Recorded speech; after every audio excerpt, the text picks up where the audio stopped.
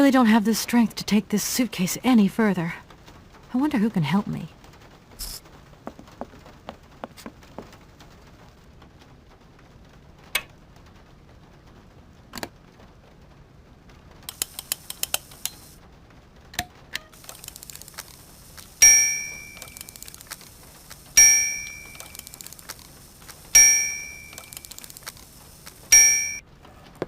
Okay, I'm coming. Hi there. Hello there, ma'am. Could you possibly take my luggage up, please? Please do excuse me, Miss Walker. We have been neglecting our duties. Guests are so rare these days that we forget our manners. So you're the American woman? Is it true what people say, that you've come to buy the factory? Not factory. Anna's house. Hans' house. Excuse me? Would you quiet down, you mischievous little boy? I imagine our little town must disappoint you. You see, today is very sad for us. It's a day of mourning. Today is the funeral of Miss Anna. Momo sad, but Hans not dead. Hans long way away. Anna told Momo. Anna liked Momo very much. That's enough, Momo. Stop pestering the lady. Now go on, scram. Get out of here, you hear?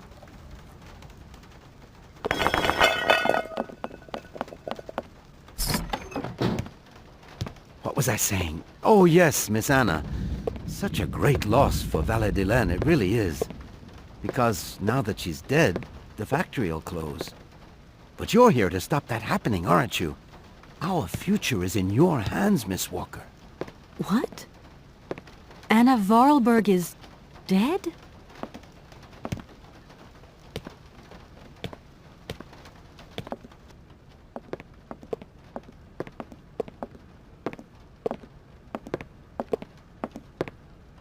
Here's your room. I hope you like it, Miss Walker.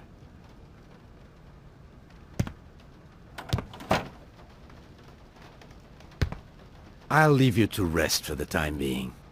You must have a lot of work to do.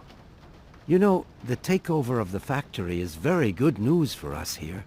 It would make us very happy to see life return to our valley.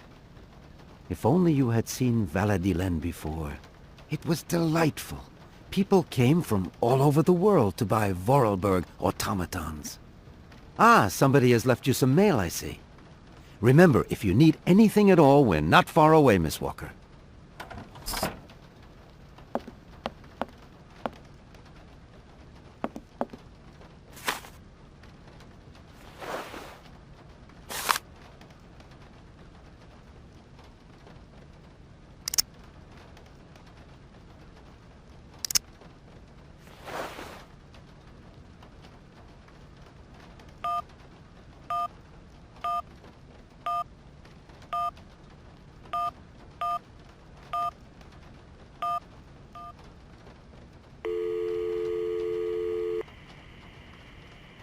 Marson and Lormont, how can I help you? Can you put me through to Mr. Marson, please? It's Kate Walker. Hold the line, please.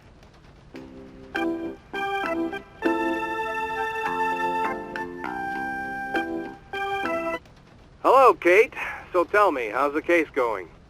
I've just got to Valladolid, and there's a slight problem, Mr. Marson, I'm afraid. Mrs. Vorarlberg is dead. Ah, that's most unfortunate. But I seem to remember we made provisions for just such a sad eventuality, and we know that there was no heir. Yes, that's right, but... So where's the problem, Kate? Contact the notary right away. I'll get my secretary to fax you his address and an introduction letter from the firm. Very good, Mr. Marson. Right, I gotta go, Kate. Keep me up to date, okay? I just...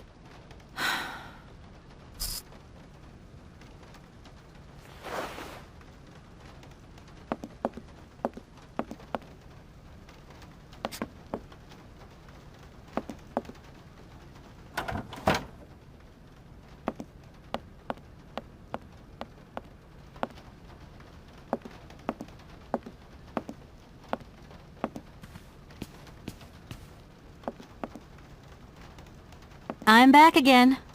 Miss Walker? A fax didn't arrive for me, did it? Maybe. I thought I heard the phone ring. Do you think you might want to go and check? Certainly, ma'am. Immediately. Thank you very much.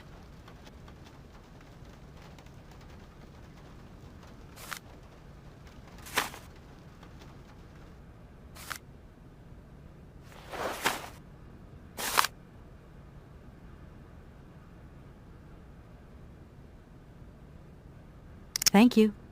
At your service. I'm gonna go look around Valladolid. See you later. As you like, miss.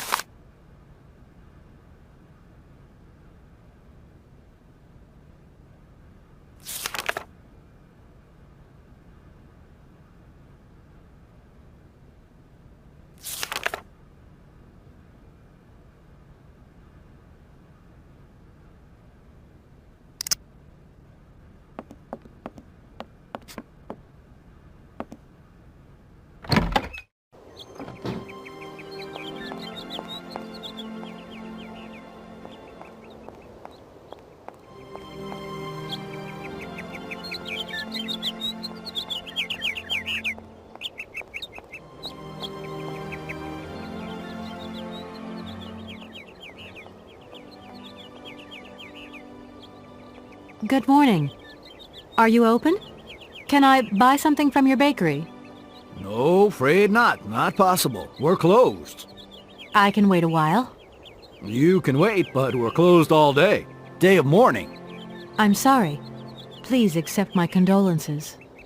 Don't worry about it. Because of Madame Vorarlberg's death, all the shops are closed. Mayor's decision. Try tomorrow. Tomorrow I won't be here. That's a pity.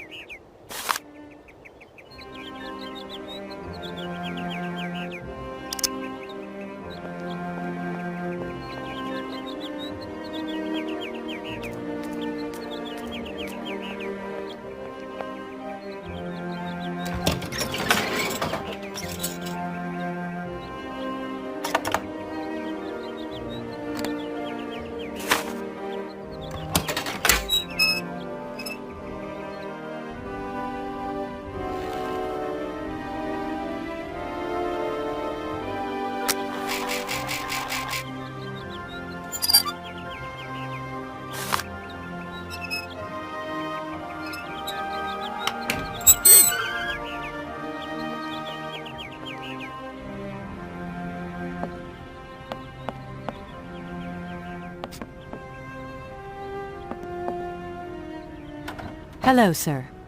Miss Walker, I presume. Have you had a good journey? Everything went very smoothly. Thank you. Do take a seat, Miss Walker, please.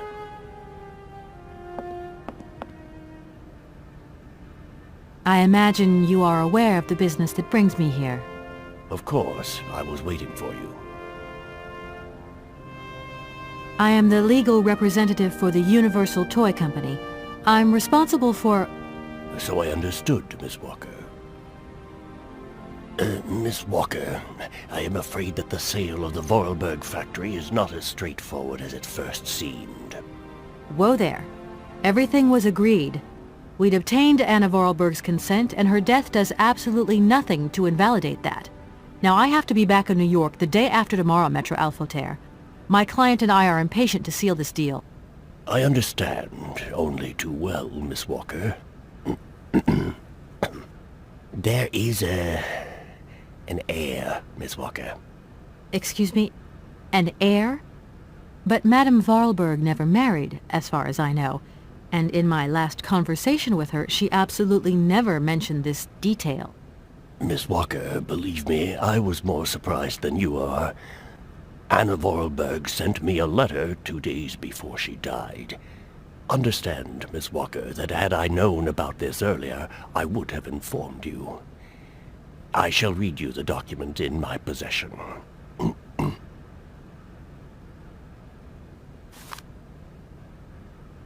I am so very old. It seems that today life is slipping away from me more quickly than I imagined, and I fear that I will not be of this world to sign the takeover contract for my dear factory. So, I must make this confession to you now. My brother Hans is still alive. It would not surprise me if you find this difficult to believe, but it is indeed the truth. You must remember his death, his funeral too, even though you were very young at the time. It was but a sordid charade dreamt up by our father. To him, the very idea that his only son should wish to leave Baladillen and abandon the family business was unbearable. When Hans left, he preferred to think him dead and make everybody else believe this too. He obliged me to bear this terrible secret as well. I repeat that Hans is still alive, so when I die, it is he who becomes the sole and rightful heir of our factory. Okay, I see. If Hans Vorarlberg is not dead after all, then I just have to sign the contracts with him. I suppose you've already contacted him? Where can I reach him? The second half of the letter informs us that Hans Vorarlberg is somewhere in Siberia. I will leave the document in your hands to read at your leisure.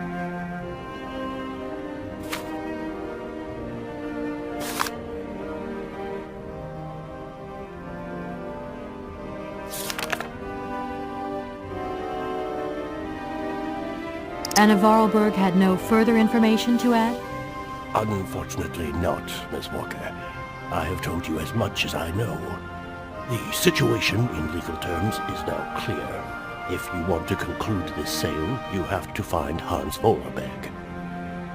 Apparently, there is a body lying in the town cemetery.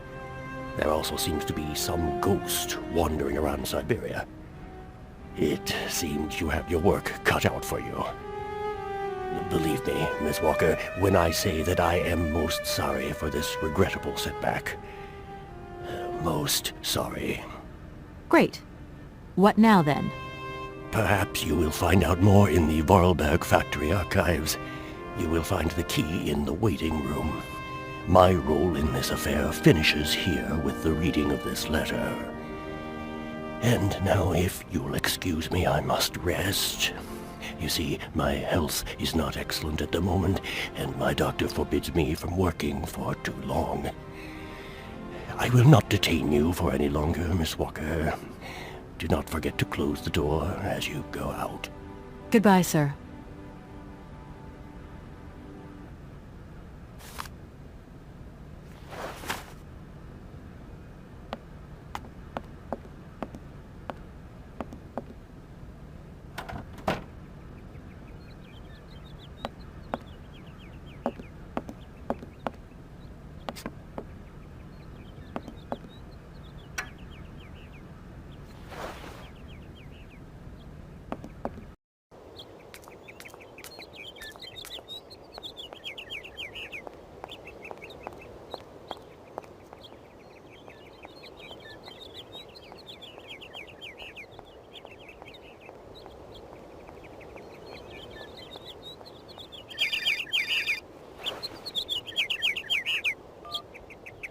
Hello?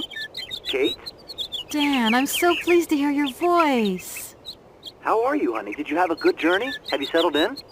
It was long, tiring, damp especially, but I'm okay. Especially when you... Everything going as planned? Yeah, I mean, well, not really. It's not exactly what I thought it would be. You know, everything's so different here. Actually, while we're on the subject, I managed to free myself up tomorrow lunchtime. I'll come and meet you at the airport. I hope the flight from Paris won't be delayed. We're expected at the Goldbergs about 8 o'clock. I hope you have the time to take a shower and change, my poor honey bun. Dan, I don't think the Goldbergs tomorrow night is really on. Don't worry, Kate. You'll be as perfect as ever. Anyway, you never have to wear much to look really great. Dan, I'm going to have to extend my stay here. There's 1 or 2 complications. You understand? Kate, honey, what are you talking about? It's only a measly toy factory. The sale isn't going through as expected. I've got to stay a bit longer. Dan, you don't mind, do you? But Katie, you can't do this to me. I mean, it's the Goldberg contract. There's millions of dollars on the line here. I know, I'm sorry. You go ahead. Don't worry about me. I'll get back as soon as I can, I promise. Okay, I've got to go. I'll call you back soon. Love you, honey.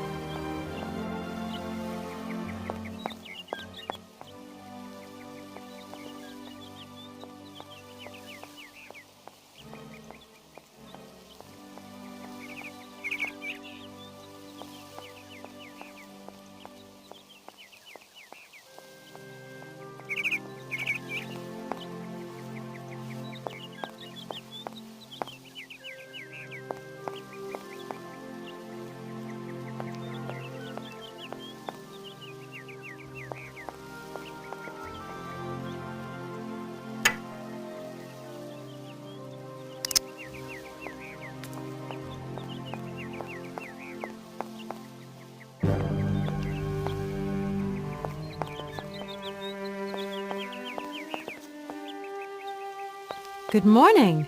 You've got a magnificent garden here.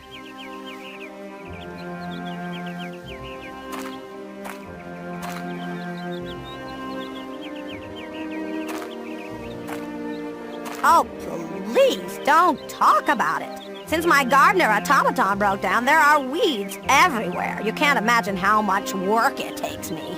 I don't know whether I'm coming or going. We're not used to doing without our robot help here in Veladiland. But everybody says that we're going to have to get used to it.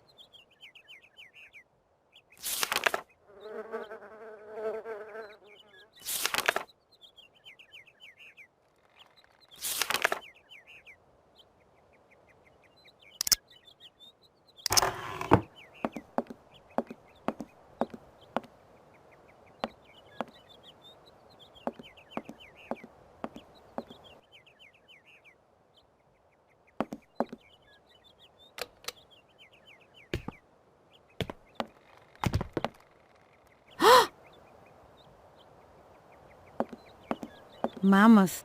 You draw mammoth for Momo? Momo, it's you. You scared me.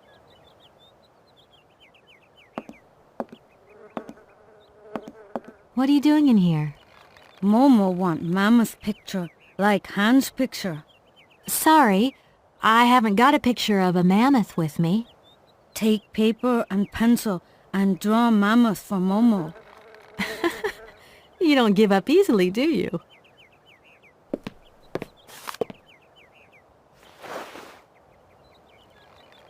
Momo, I've got to go now. But see you later, maybe.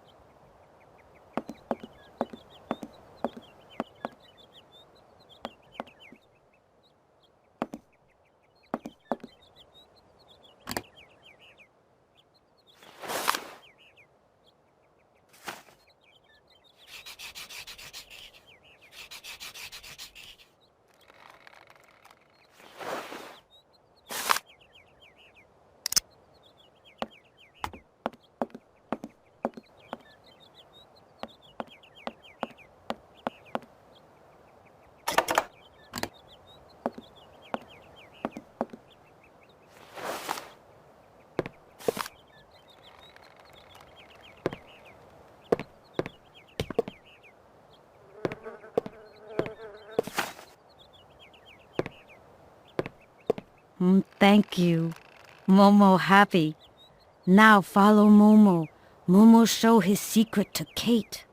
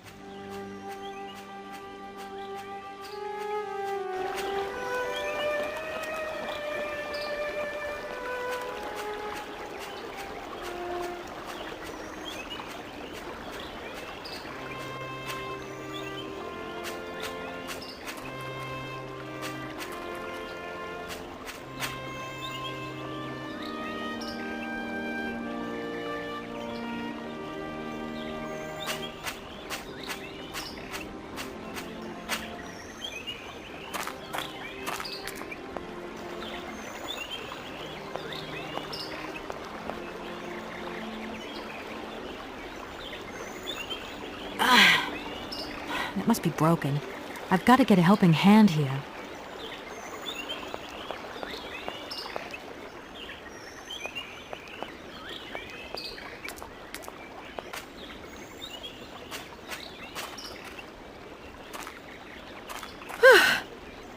you are, Momo. This is some walk you've taken me on. I've got to say, though, it sure is mighty pretty.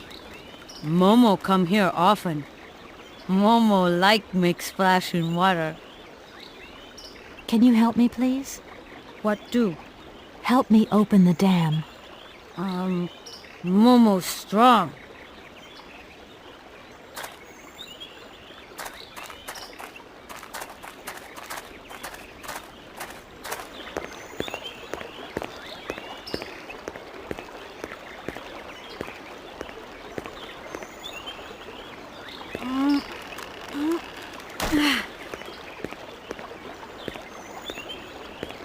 Oops.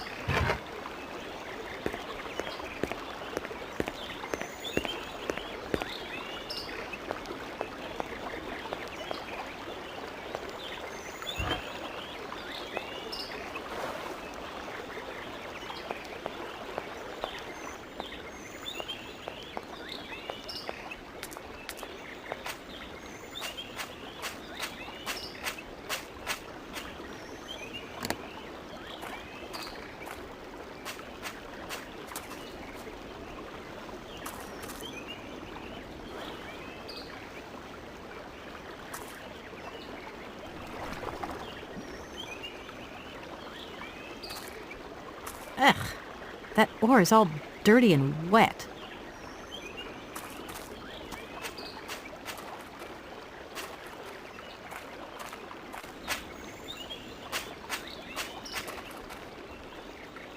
Momo, I've got something else I want to ask you.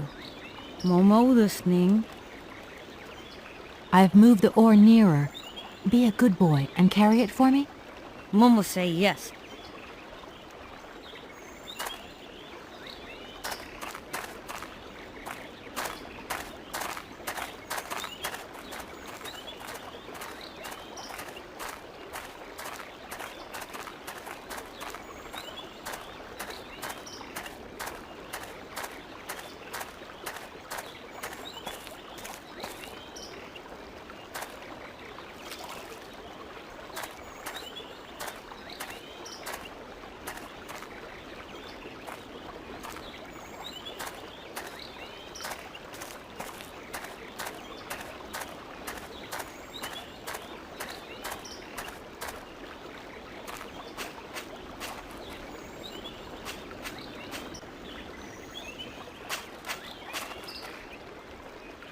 Momo, I've got something else I want to ask you.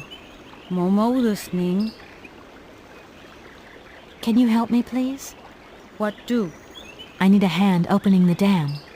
Momo say yes. Momo strong.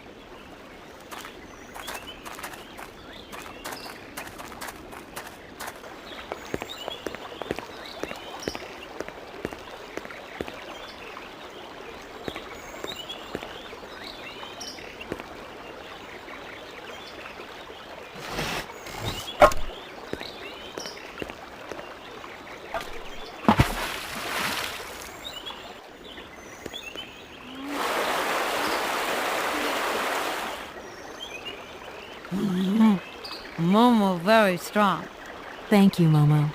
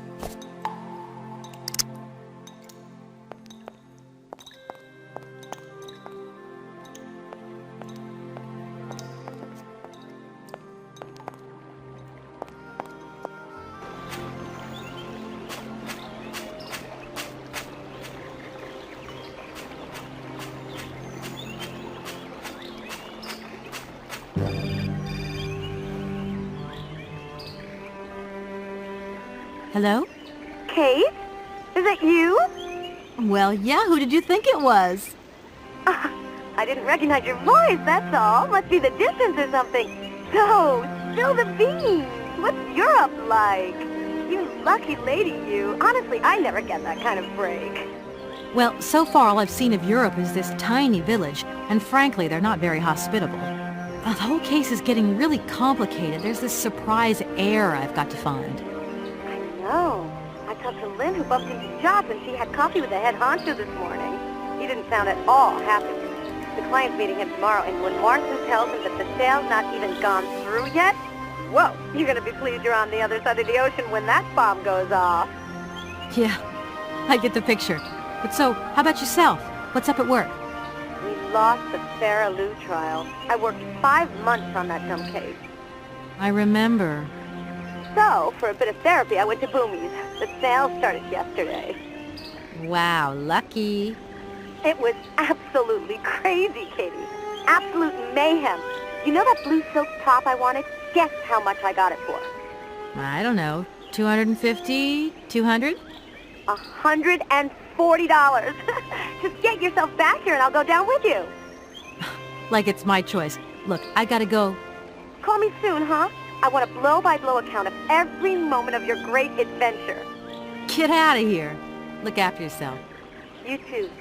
Yeah, I will.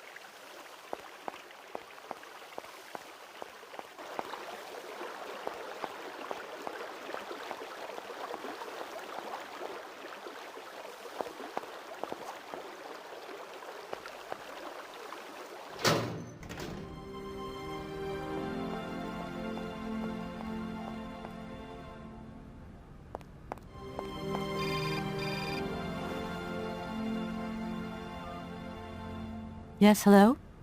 Kate, what happened to you, my poor munchkin? I've been trying to contact you for hours. I'm in Europe, Ma. Job thing. What? Europe? My God. Oh, I've got such happy memories of Europe. Some of them even involve your father, but that's enough of that. Tell me, where are you? Paris? London? Venice? Valladolid, yeah. I know, it's a bit out in the boonies. What in the world are you doing out there? You know, business. I've got to see through the takeover of some old family business that's got a few debts. It's a really charming place, but there's one or two weird things going on here. I can't go into it now. Oh, well, that's right. Your old mother's too dumb to understand it. You really do take after your father sometimes. Mother... Kate, you'll never guess who I saw yesterday? Ma, I haven't got a lot of time, you know. Frank! Ma, please. I've got to go. Frank! Frank Malkovich, the Russian opera singer. Well, maybe you don't remember him. He was quite a star in his day. Listen, Ma, I really don't have the time. I'll call you back. He is as charming as he always was. We spent the... Mom, I really have to go. I'll call you back, I promise. Lots of love. Kate!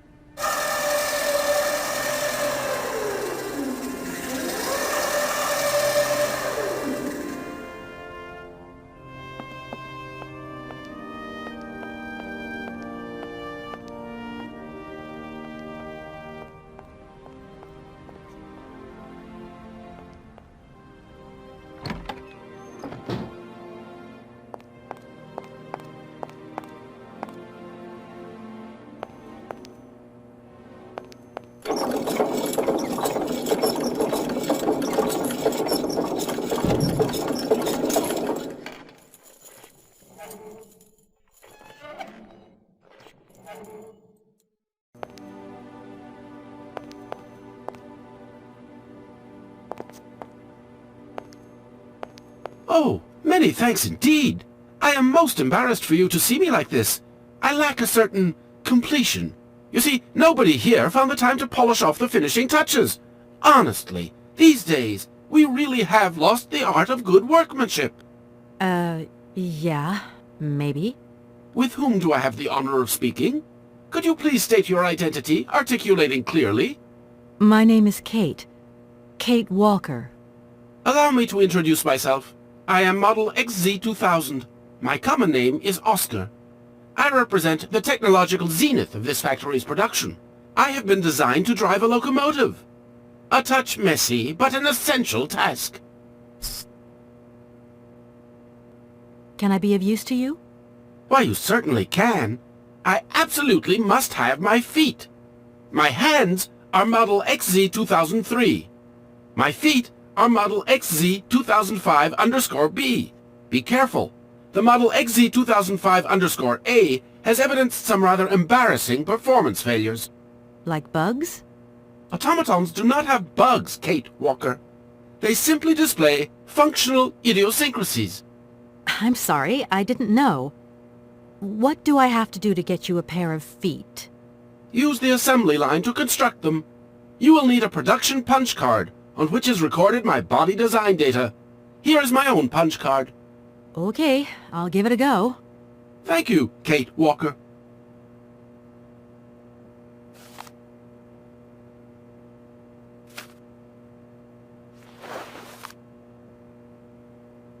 Oscar, I am delighted to have met you. See you again soon, I hope. Yes, Kate Walker.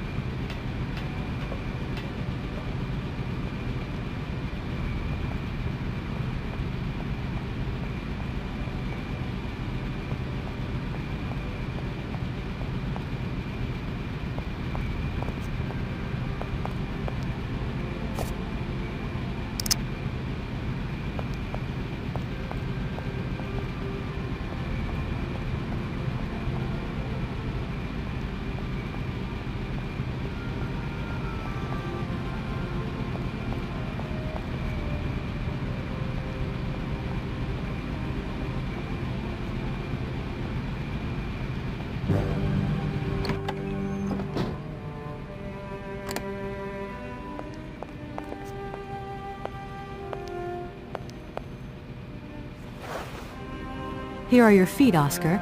I hope they fit. Kate Walker, I see you managed to produce two XZ2005_B models.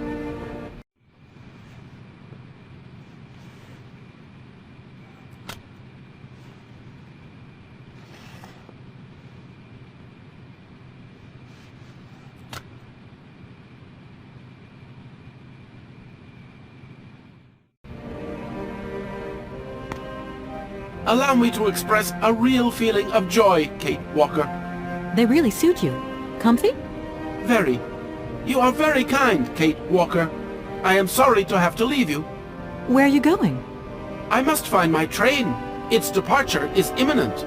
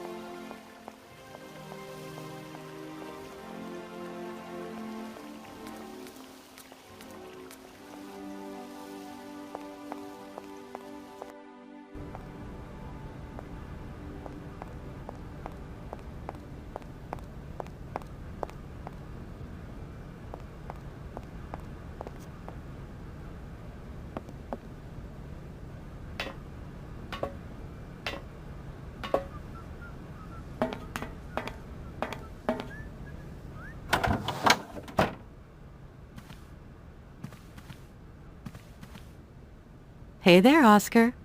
My functions do not permit me familiarity, Kate Walker. Even if you are my first and only passenger. Me? Your passenger? Yes, you, Kate Walker. Is it not for that reason you completed my production process? If you say so. I have decided to come along for the ride, Oscar. Ready when you are. Your ticket, please? My ticket? What are you talking about? The rules clearly state, Kate Walker, every passenger of this train must possess a ticket. Okay. And where do I get hold of a ticket? Only the ticket vendor may issue tickets. You are in luck. The ticket office must be open now. You should go there immediately.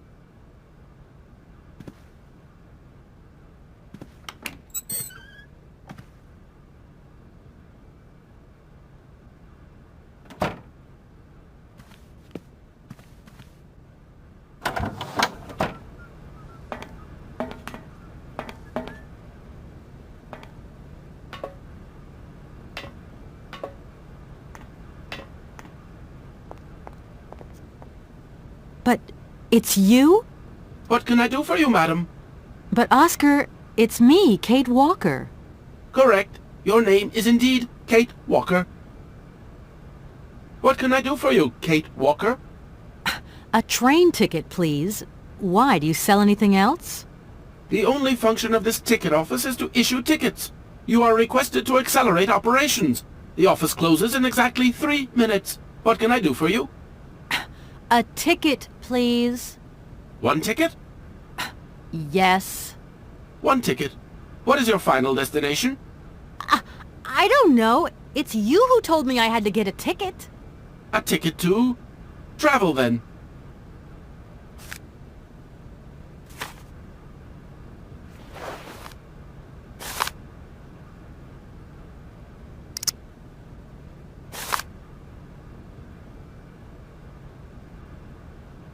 There you are.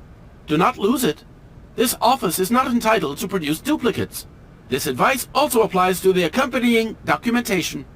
What's that? The authorization for the release of the train. The ticket officer may ask you for it at any time. But I mean, you are the... Attention! The exact moment has arrived to close this office.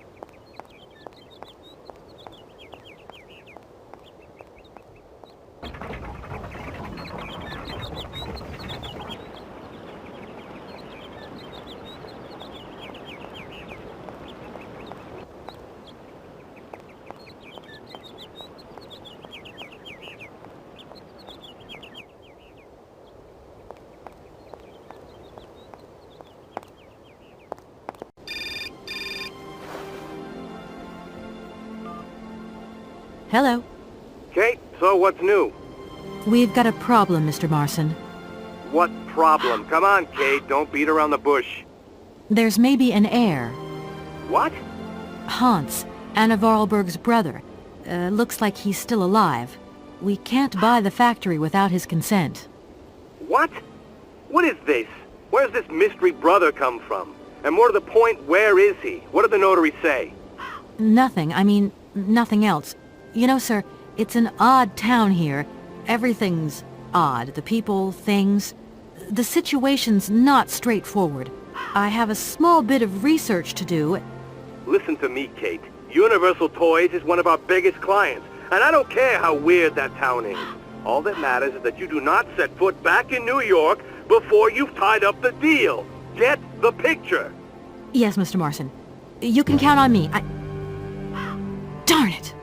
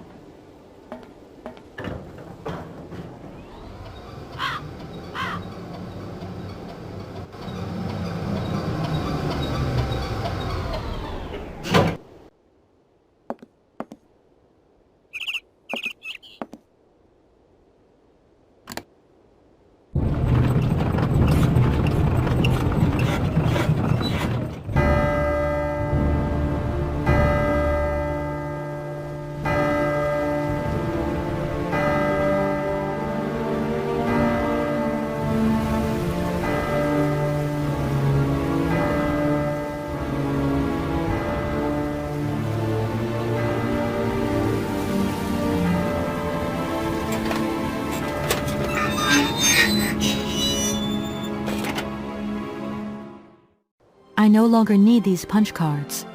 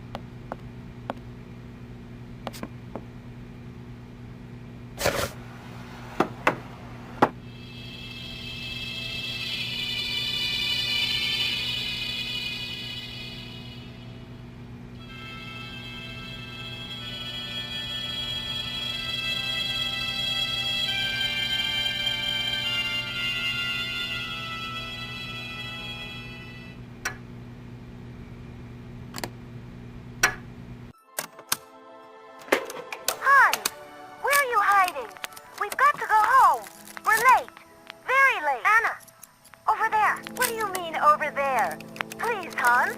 We've got to go. It's a secret. You've got to swear. Okay. I, Anna Vorarlberg, swear to my brother Hans to never ever mention this to anyone. It's right there. You see?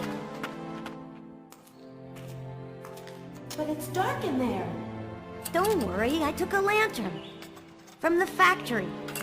Girls, honestly. You won't look so clever when Father notices you've stolen one of his lanterns. Oh, I'm all covered in mud because of you. Look, Anna. Look. I've seen paintings like this in a library book. They're like... You swore, Anna. It's a secret between you and me. Hey, look. There's something else up there. Oh, come on. It's like a toy. I have to have it. Give me some light. But Hans, it's much too high. Do be careful, Hans.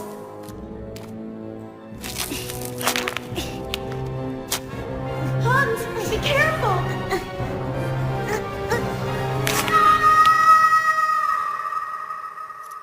For weeks, my brother lay in a coma, hanging between life and death.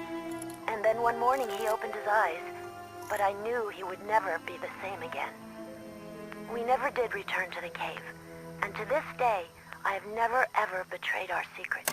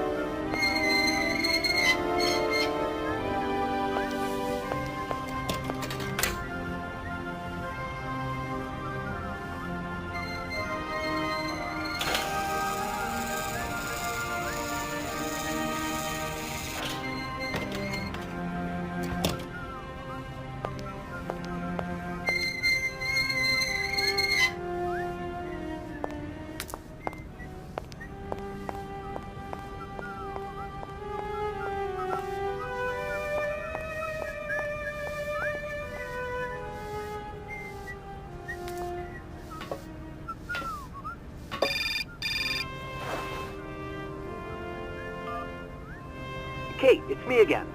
Dan, I was gonna call you. Yeah. Are you mad at me? I've just called Marston and Lormont. They told me you weren't expected to return this week. Oh, yeah.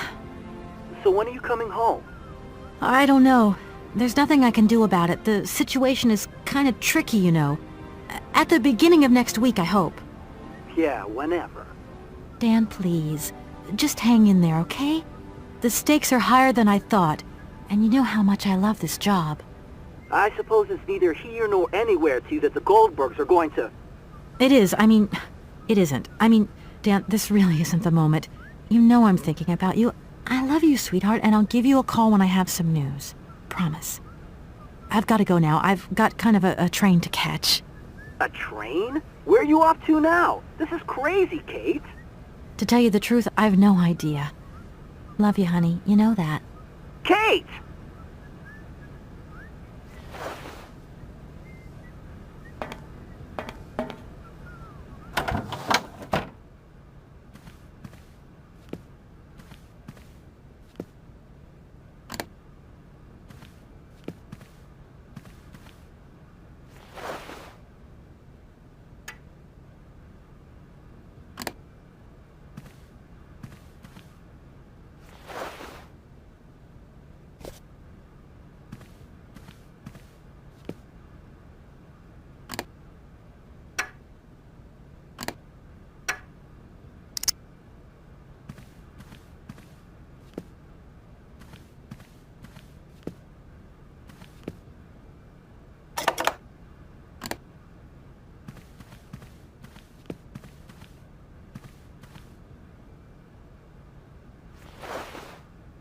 Here.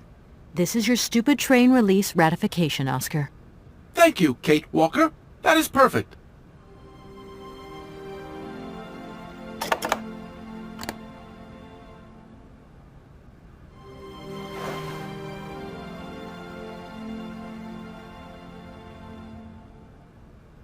Right, everything is in order then. The train is finally ready to leave. I am most terribly embarrassed. Such ignorance on my part is inadmissible. I hope you still have confidence in my abilities, Kate Walker. Please, return to your seat and we can leave. Finally.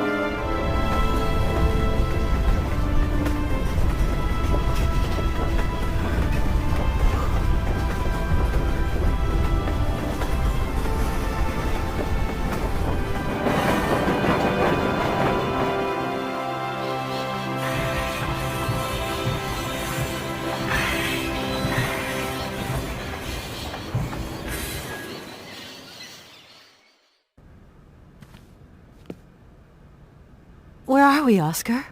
At the halls of residence of Barockstadt University. And do we really have to stop here? The situation is incompatible with the pursuit of our journey. What are you waiting for, then? Wind them up. Find a way. There must be some sort of train-winding thing just laying around in this weirdo station. I have seen nothing that fits that description, Kate Walker. I guess we'd better find out, then. I do not like this station. The atmospheric humidity is detrimental to my sophisticated wheel workings. I will wait for you inside the train. Wimp. Oscar, see you later, alligator. In a while, Kate Walker.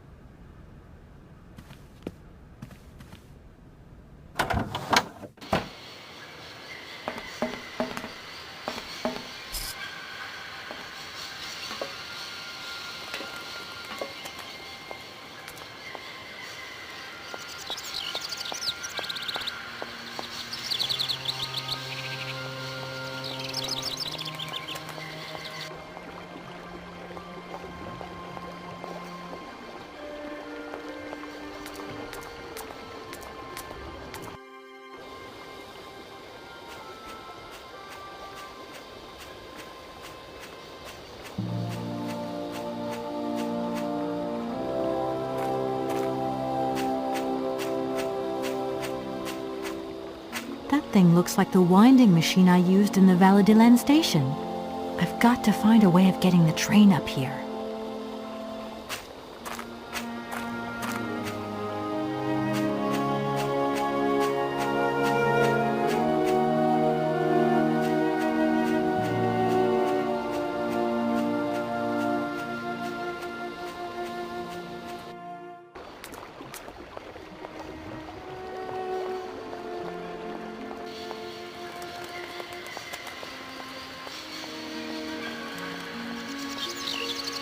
Kate Walker! Kate Walker! Come over here, please! I have something to say to you!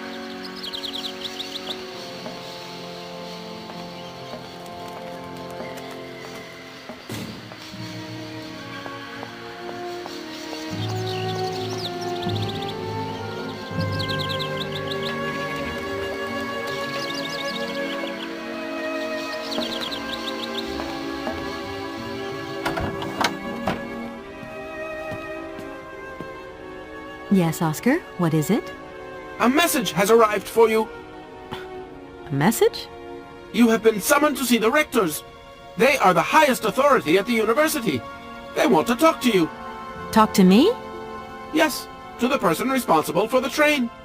So, I'm in charge now, sure, okay.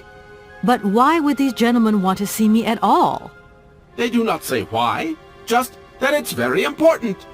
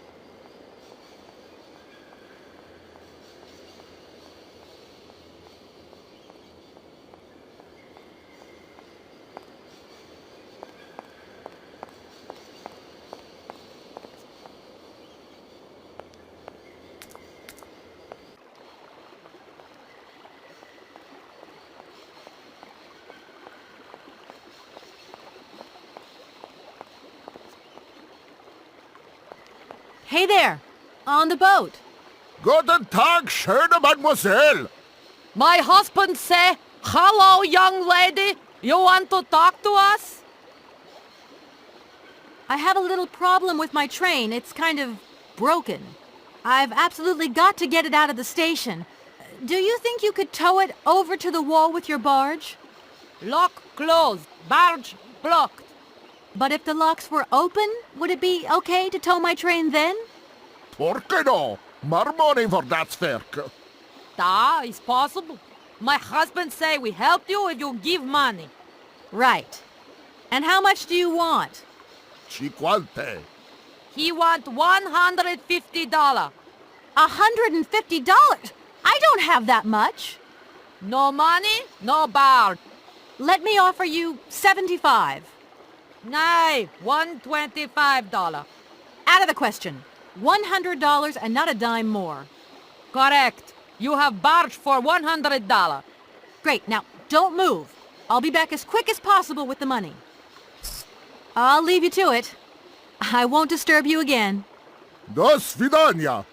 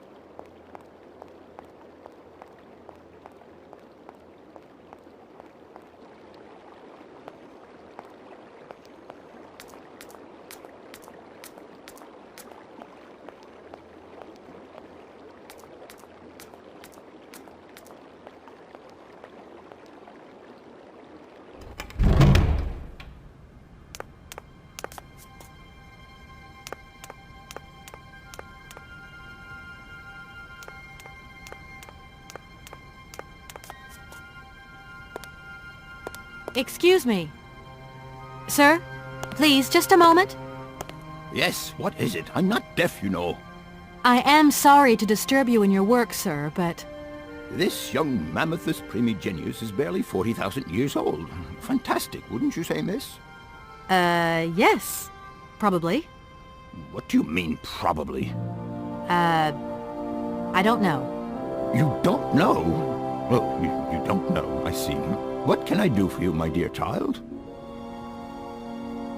To tell you the truth, I'm looking for Mr. Hans Vorarlberg. He's the sole heir of a very unusual factory.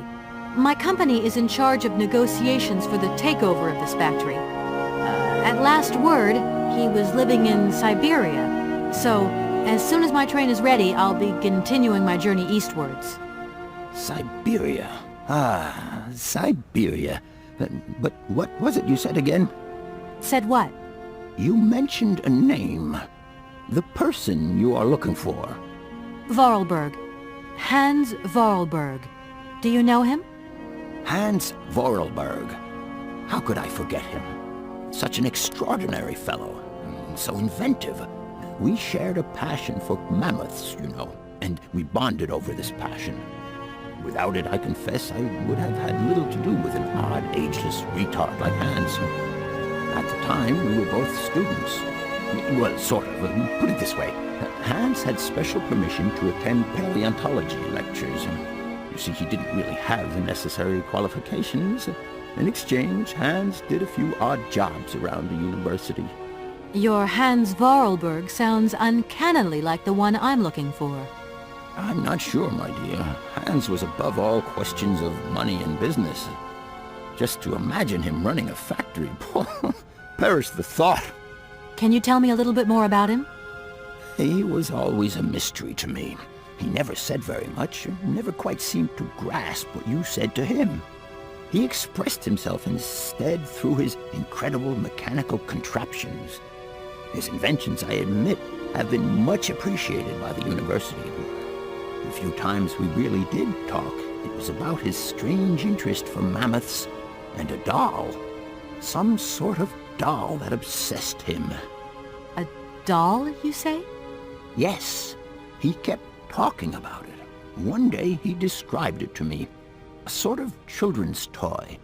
A miniature mammoth mounted by a mount. It appears he found it in a cave not far from his home. The event all sounds very dramatic. His account was slightly confused, but it awoke a great interest in me. What do you mean? To my knowledge, there is only one tribe who made figurines featuring a mouth, and that tribe is the Yukols. They live in the farthest reaches of Siberia, and for them, the dolls constituted a sacred object, illustrating one of their central legends. How such a doll made the journey from the frozen Siberian north to a cave in the French Alps is a mystery to me. Even today, it is beyond my comprehension. Have you considered that Hans Vorarlberg was maybe making it up? You said yourself he didn't seem to have all his mental facilities intact. No, that's impossible. Hans couldn't invent a story like that. The doll is a sacred part of the Siberia legend. He described it to me in exact detail. Siberia itself is a chimera that paleontologists of the world are very fond of pursuing. I'll leave you in peace. I hope I haven't disturbed you too much. Sorry? No, not at all, my dear child.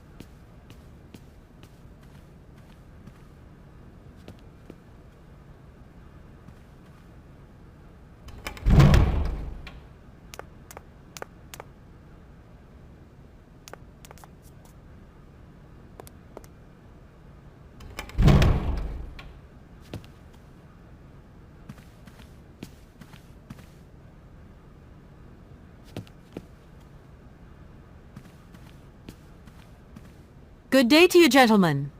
Tell me, young lady, to what do we owe this pleasure? Please do be brief. We do not have very much time on our hands. As rectors of this university, we have serious matters to attend to and our time is precious. I have heard you wish to meet the owner of the train that is currently in your station. May I know the reason for your summons? We are surprised that your train has not yet left, miss. The situation is most regrettable. The rules do clearly state that trains are meant to come and go and not remain stationary at a platform. Trains should first stop, then subsequently leave. That is the rule. We agree then, dear colleagues, that what we're dealing with is deviant behavior. This matter really is cause for concern. It's a clockwork train, you see? So it needs winding up again. Unfortunately, there is no equipment in the station to do this. A clockwork train? That's strange. How very quaint. You mean it's some sort of mechanical toy? You are causing a hindrance to us, miss. I am very hopeful that I will find what I need along the wall. The wall? Miss, that really is not a suitable place for you to go. Especially for a young lady.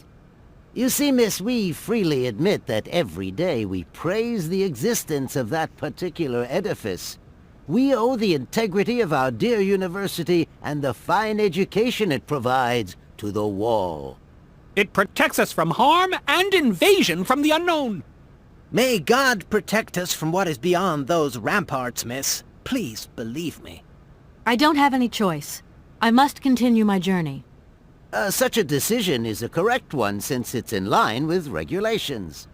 Thus your train will indeed be able to leave. And consequently cease to obstruct our station. You wouldn't know if there is any Forest Sauvignon here in Barrackstadt, would you? Absolutely. When he says absolutely, he means, of course, absolutely none. What we mean, of course, is that we are absolutely positive there is no Forest Sauvignon here in Barrackstadt. Really? Are you sure? Because I read in a book that Barrackstadt possesses a number of plants. I wouldn't mind getting a hold of some if possible. Out of the question, miss. The assistant rector means to say that our priority is for you to remove your train from our station. Your research will have to wait until your next stop. Yes, that's right. Your train must leave the station immediately, so please refrain from wasting our time in needless visitations. Don't forget the regulations, miss. Don't forget them. Trains should first stop, then subsequently leave. And quickly! Some sailors have agreed to tow the train, but I don't have enough money to pay them. I was wondering if you could help me out. For a while. I could work for the money. Please wait, miss. We have certain confibulations to attend to. That is right. We must confibulate between ourselves. A collegiate decision must be taken. I hope that we are not indisposing you in any way. Why not? If it helps us get rid of that train. My word, that is a fine idea. What do you have in mind, gentlemen? When you arrived here, you must have noticed a splendid bandstand which honors the main university courtyard.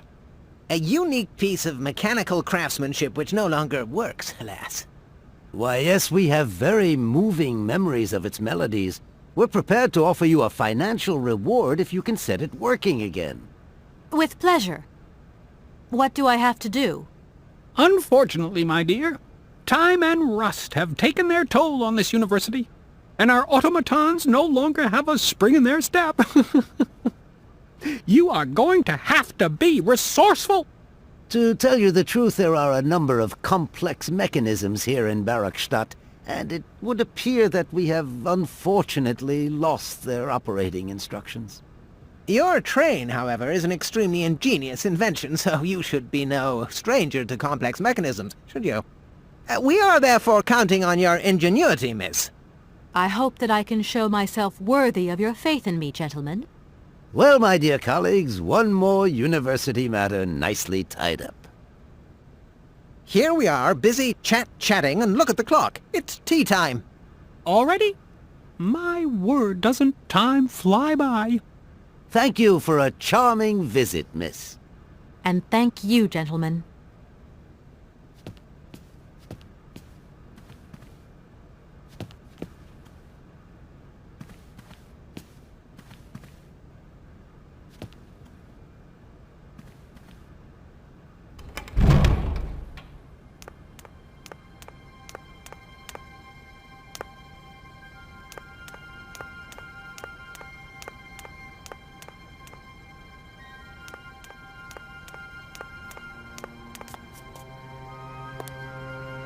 Do excuse me, Professor. Professor, sorry to disturb you again. What is it you want to know, miss? If I were to say Forest Sauvignon to you, what would you say? Oh, let's see. Sauvignon. Sauvignon? I would say it's some kind of tropical shrub, don't you think? We are talking about the same plant, then. It is a very rare shrub with small, juicy fruits. I found a book about the Amazon, and it says that there are even Sauvignon plants growing right here in Bergstadt. You wouldn't know where, would you? Amazon Sauvignon plants here? No.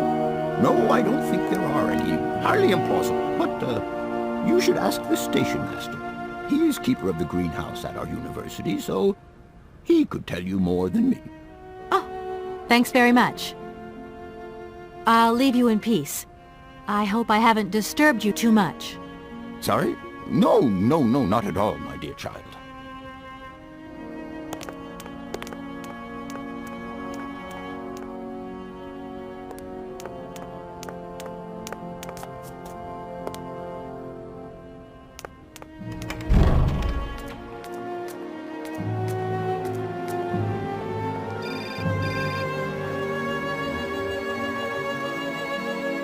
Hello? So, you got him then, this air? Ah, it's you, Mr. Marson. Good day, and how are you, sir? I'll feel a whole lot better when this whole business is over and the sales contract is signed. Where the hell are you? I'm in Bergstadt. What? What in God's name are you doing there? It's a magnificent university town.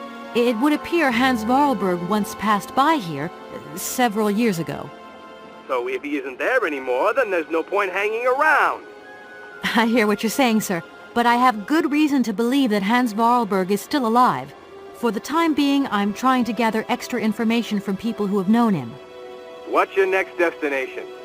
I'm not exactly sure yet. Doesn't sound like you know too much, Kate. I just need a bit of time, Mr. Marson. Yeah, well, time is what you ain't got. Keep me posted.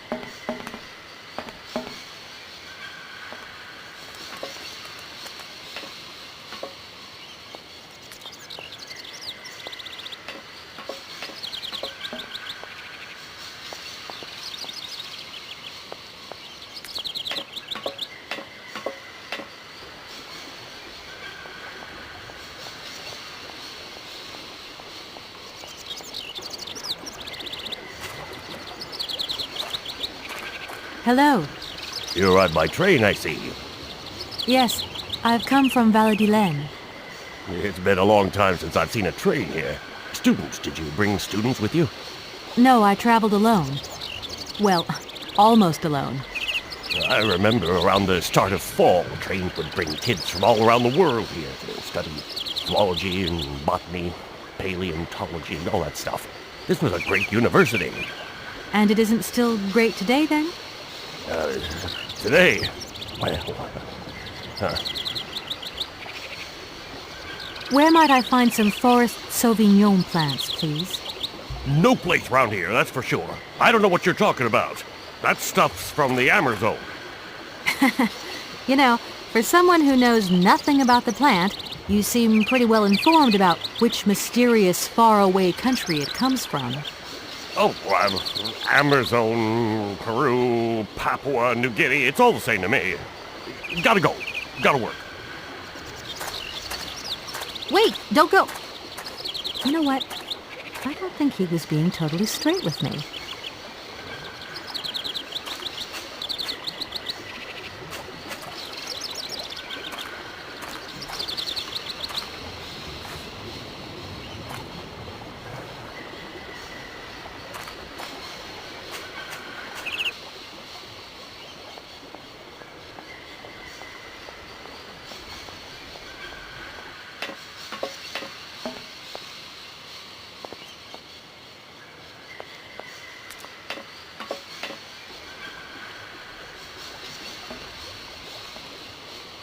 Excuse me, Station Master, but I need you again. Can't you see I am very, very busy? No. Well, I am. Very busy indeed. But, okay, I think I can give you a minute of my time. I'm looking for a kind of little juicy berry. You don't know where I could find some? Look, lady, the station doesn't have any Sauvignon berries, not even forest Sauvignon. Funny you should mention it. That's exactly what I was looking for. Forest Sauvignon. Sauvignon, raspberries, red currants, they're all the same to me. And we don't grow none of them here. But you see, I have just read a very interesting book which says that the rare Sauvignon berry is actually cultivated here, in the famous Barokstadt University aviary itself. Well, if it's in a book, then don't believe everything you read, miss. I don't know why, but I don't think you're telling me the truth. What do you mean? I don't know. How should I know where to find your stupid grave? Go ask your professor, what's his name, Pons, the paleontologist. But you're the master of this station, so you should know better than anyone. Nobody tells me anything. I don't know. Go see the old guy with the fossils. I won't disturb you any longer, Mr. Station Master. Welcome to Barokstadt, miss.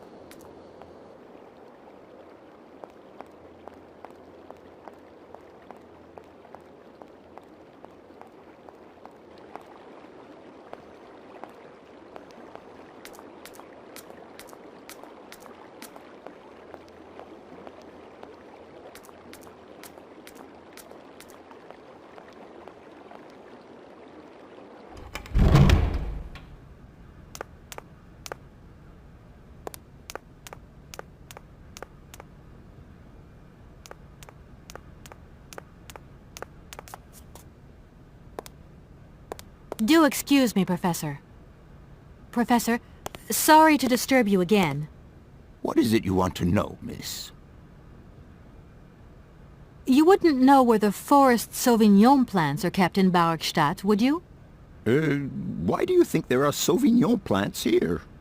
I read about it in a book at the library. Try going to see the station master. If such a shrub exists, he will have a better idea than anyone. It's actually he who sent me to you. I thought it a little strange, but he definitely said ask the paleontologist. You're the only one here, aren't you? Yes indeed. What a strange way to behave. Well, I I think he must have made a mistake, that's all. Nobody tells me anything here. Maybe you should ask the rectors. After all, they are in charge of the university. All right, thanks. I'll leave you in peace. I hope I haven't disturbed you too much. Sorry? No, not at all, my dear child. Do excuse me, Professor. Professor, sorry to disturb you again. Professor, I have brought you something that should be of interest to you. Look. What have you got there, then? Let's see. An effigy of a mammoth. But this is Hans' doll, is it not? Yes, of course it is. How on earth did you... Oh, my God. It's in my hands. It exists. It really exists. Please do excuse me. I'm deeply moved. You see? Your Hans and my Vorarlberg heir are one and the same. This is incredible. After all these years, how can I ever thank you, my dear? Oh, I must waste no time. I'm off to my laboratory. I must study this carefully. May I borrow your treasure a moment? Well, actually, Don't worry, miss. I will take the greatest care of it. But I need to study it. You see, it has such importance to me that this very afternoon I shall deliver an impromptu lecture to my students about this very object. If you are interested in Hans Vorarlberg, then it is essential that you attend. Huh? Do you think so? Obviously. Give me your telephone number and I will call you the moment my lecture begins. I will return you your doll at the end. You have my word.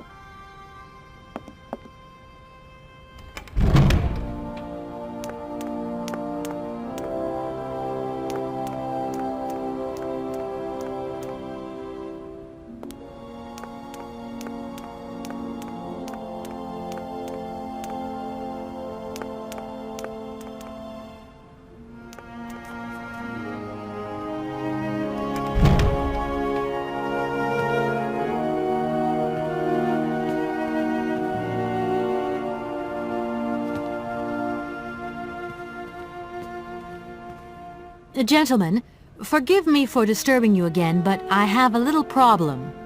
A little problem. Everyone has little problems now, you know. They are kept to oneself, and they don't stop the world from turning. Nor trains from leaving stations. Are you sure there are no Amazon Sauvignon plants in Barogstadt? Because I have just interviewed the station master and the paleontologist, and what they said really didn't convince me that there wasn't any here.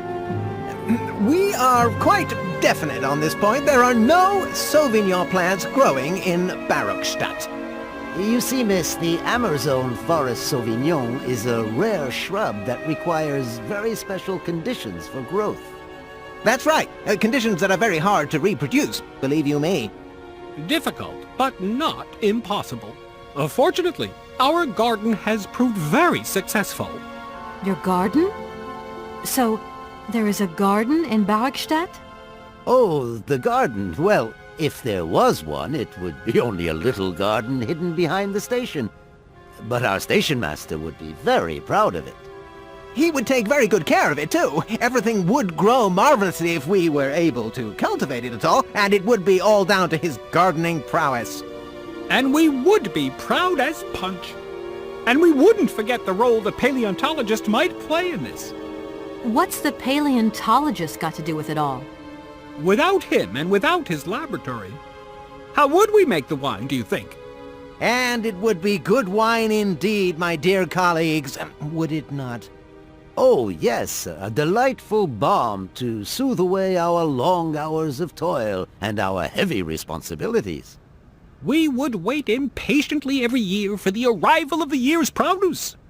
So, if I have understood you correctly, there are indeed Sauvignon plants in Barockstadt. They are cultivated in a garden behind the station, then turned into wine by the paleontologist's loving care, and finally, the pleasure of tasting is yours. If I'm not very much mistaken, gentlemen, you have a minor racket operating here. Miss, you do go jumping to some hasty conclusions. We never said that. That's not what we said at all. We were talking in the conditional. You know, with ifs and woulds. So, what would happen if I had such a hunch? You would have to keep it to yourself, of course. Yes, if you would be so kind as to keep it a secret.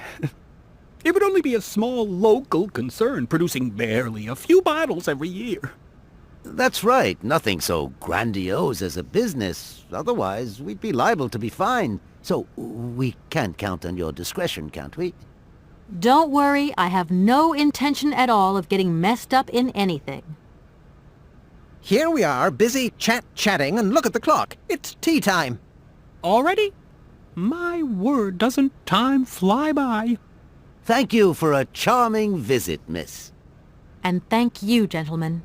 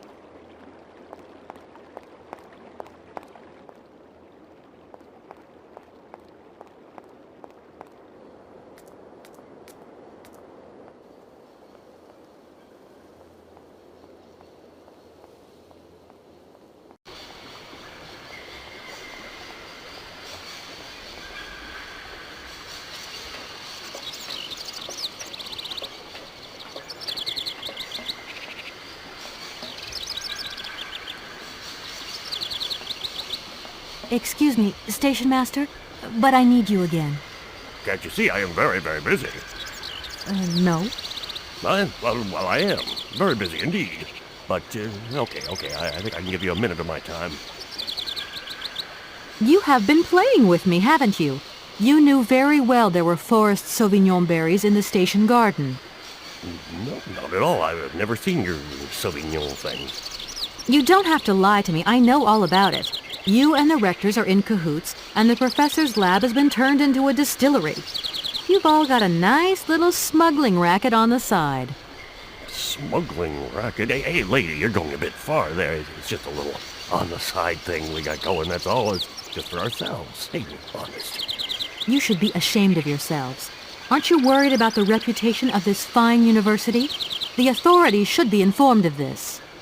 But we haven't done anything wrong. It's not a crime. Can you open the gate to the garden, please? Sure. No problemo. Right away, miss.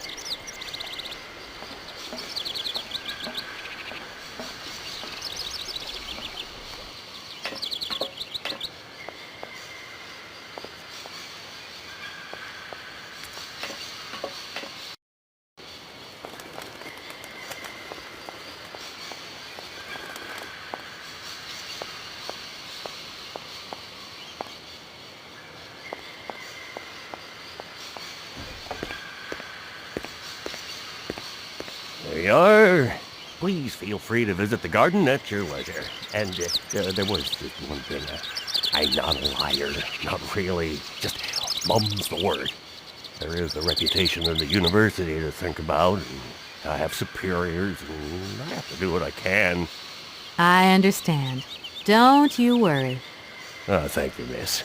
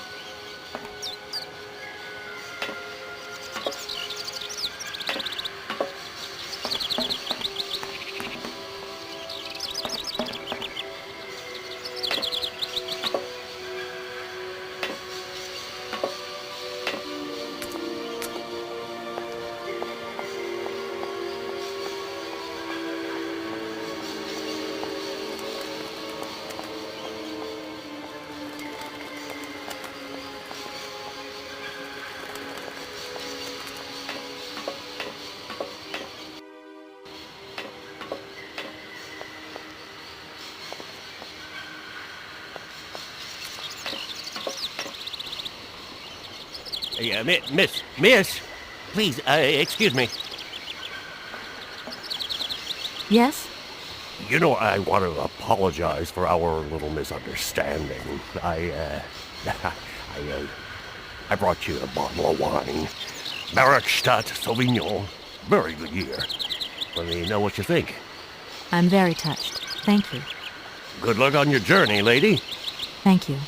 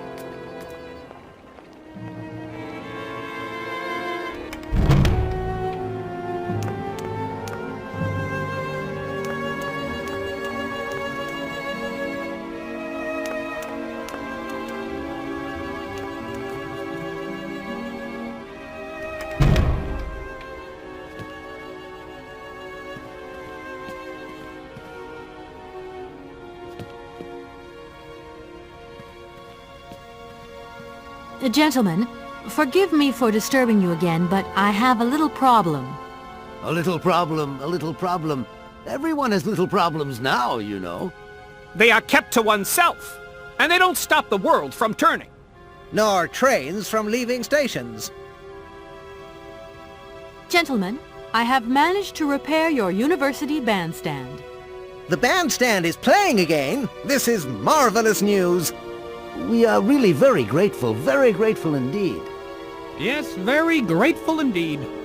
We will look back on your visit with much fondness in our hearts. And now let us in turn honor our word. How much is it you need, miss? $100, if it's not too much to ask. Something about We agree to grant you the aforementioned sum, miss. You may now leave with your train.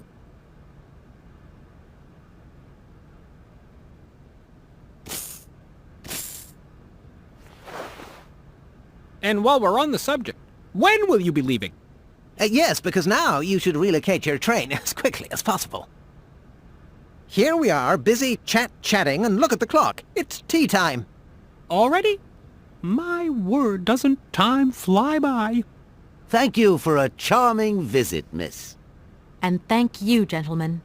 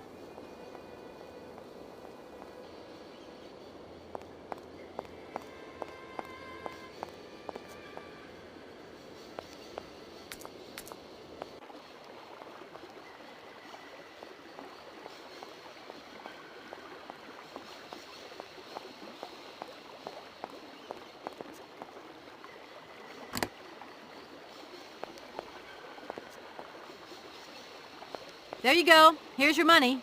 I've checked it. It's all there.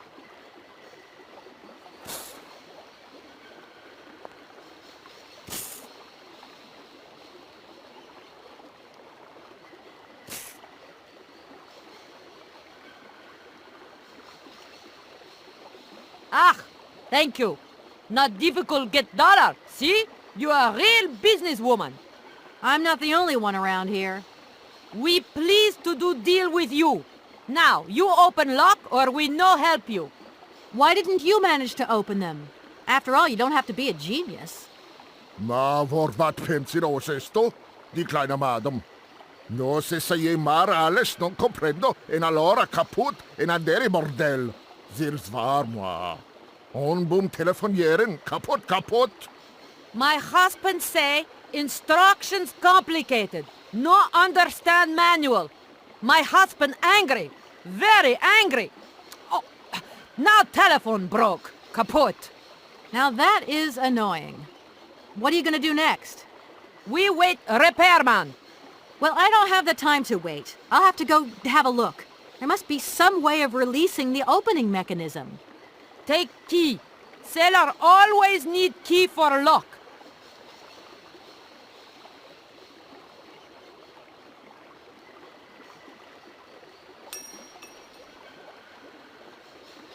Okay, thanks.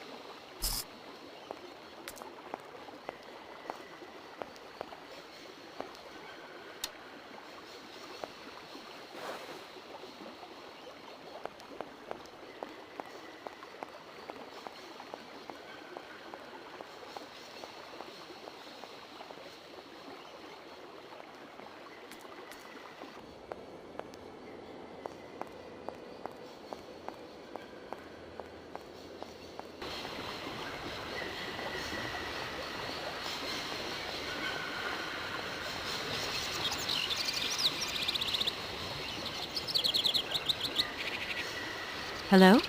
Kate, how's my little baby girl? I was thinking about you only yesterday because I saw this fantastic fur coat. You are wrapping up warm, aren't you? I mean, people in foreign countries never know how to dress properly for the weather. Mom, it's so sweet of you to worry, but I'm fine, really. The trip's a breeze, no worries. I mean, there's... Well, when are you coming back? Frank is dying to meet you. Frank? Oh, yeah, your singer. You two seeing each other then? Oh, you'll never guess the surprise he gave me yesterday. No, I suppose I won't. Frank invited me to a big charity show organized by, someone or another. Anyway, they got him singing a couple of old numbers from his repertoire, and in the end, he asked me to go up on stage with him. Can you imagine me, your mother, on stage in front of thousands of people? Wow, I would have loved to have been there. Not too emotional, I hope. Oh, too emotional by far, especially as I hadn't even been to the hairdresser. Well, I didn't even have the proper dress on. But Frank promised me he'd see to that next time. Oh, he's such a cutie, and he's got the sweetest little...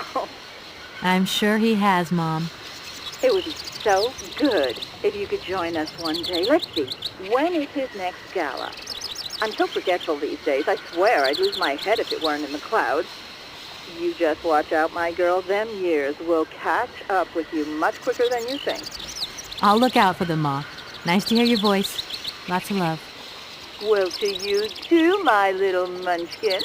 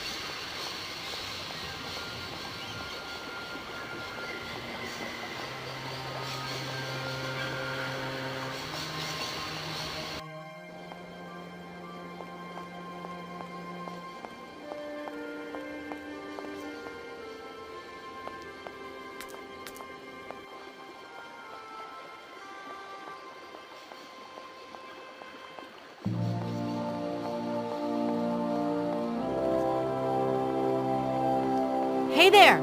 On the boat! Guten Tag, schöne Mademoiselle!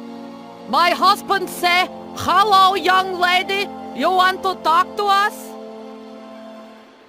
Right, I've got it. I know now how the locks work. So guide your boat into the lock, and I'll take care of the mechanism. Godverdomme! Das ist eine echte Ladies. Alle zwei, range alle Dingen und obligados die Dame. Ach, set content und zurück again. What did your husband say? You, hurry up. We hurry to travel again. Okay, okay. We'll meet each other on the other side. By my train, okay?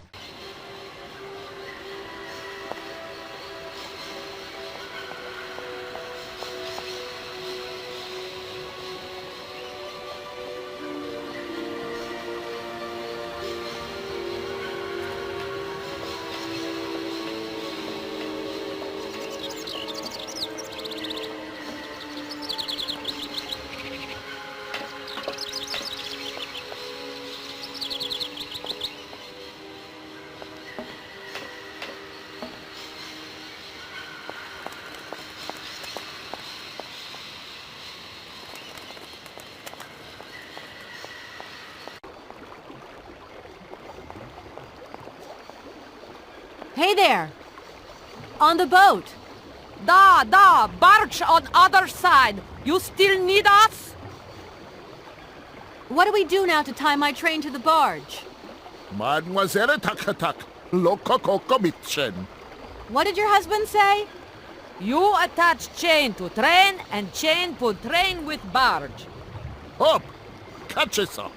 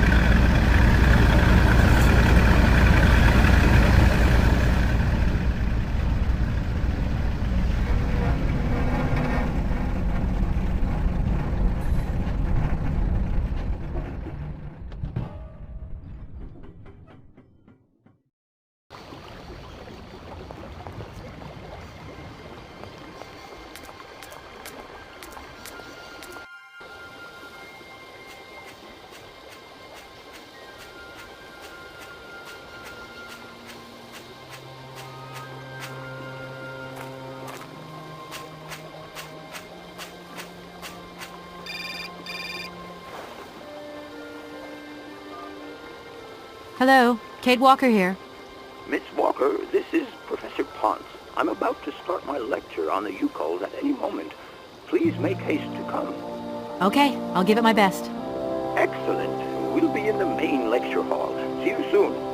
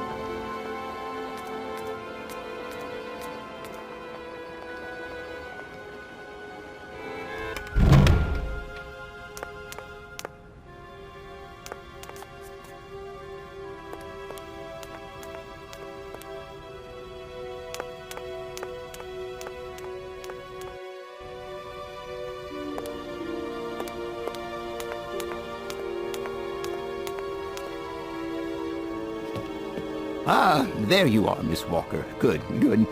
Take a seat quickly. I'm impatient to start my lesson.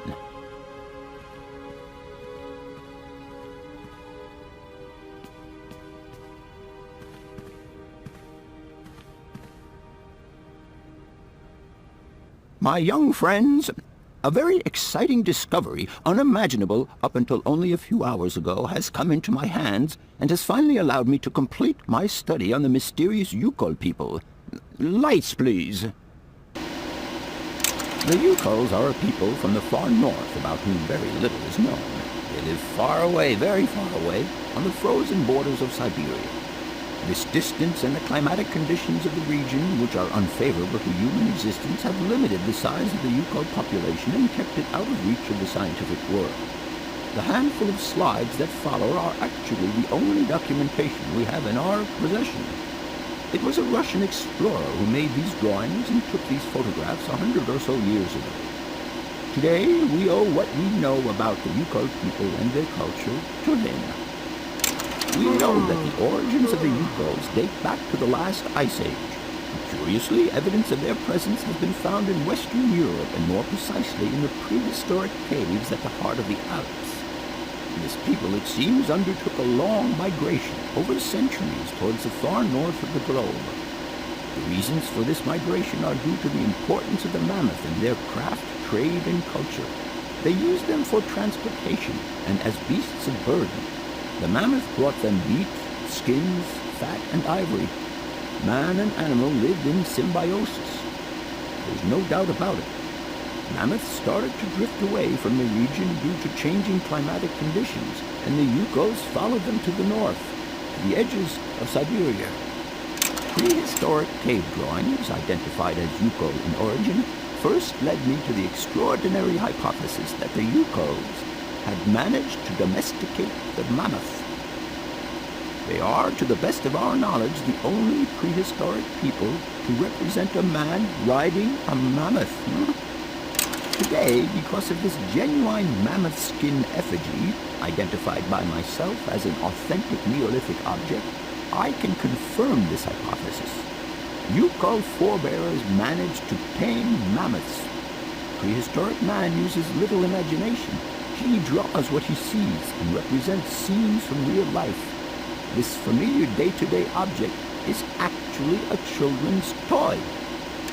As we have seen, Yukol existence was inextricably linked to that of the mammoth. They used its skin for clothing and to make the roofs and walls of their houses. They used the tusks to build the frameworks of their homes, as well as weapons, tools, and jewelry. Curiously, the disappearance of the mammoth 12,000 years ago had no immediate effect on the Yuko's way of life. It seemed that for a long time after, the people maintained their strong bond with the mammoth through the centuries. As incredible as it may seem, the Yuko people have continued right up until the start of this century to feed themselves on mammoth meat and to use the skin for clothing and shelter. Their ivory craftwork industry is still flourishing. It would appear that to preserve ancestral customs, the Yukos learned how to exploit through the centuries the large number of frozen mammoth carcasses that were perfectly preserved in the ice of the Siberian tundra. They have been able to live mainly off this enormous freezer stock for almost 30 centuries. As plausible as this explanation may seem, it seems it is not enough for the scientific community who, I will confess, is greatly perplexed by the question.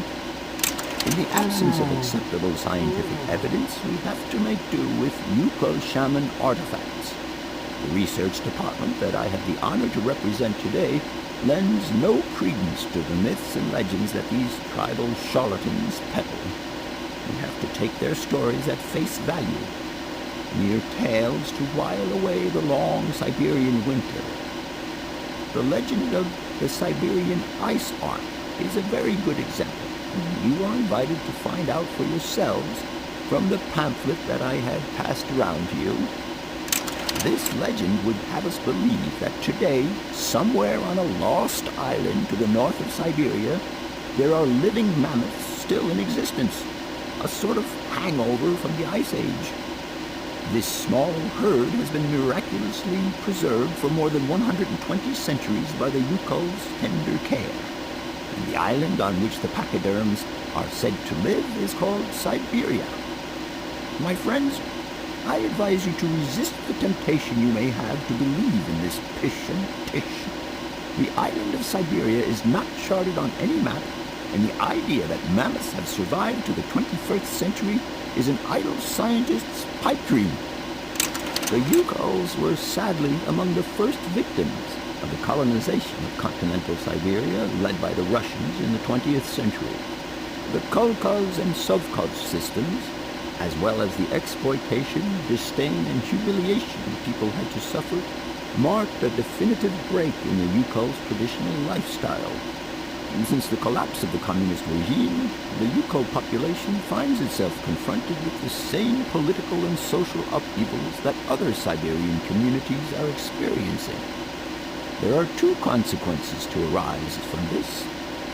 Some Yukos have lost their tribal identity and have integrated into the Russian population. Others, however, have sought long and hard to re-establish links with their ancestral culture that was lost under the Soviet regime. Now, at the start of the 21st century, the last true surviving Yukos have gone to live on the vast territories of their ancestors. Nobody knows today where they live or how they survived. Their very existence would be a matter for speculation if they did not turn up periodically at the tundra's most isolated fur trading posts to exchange mammoth tusks for essential items. There ends my lecture for today. Thank you for being among us today, Miss Walker. Please make your way to the laboratory where you will find your mammoth doll. There are also photocopies of my lectures should you so require them.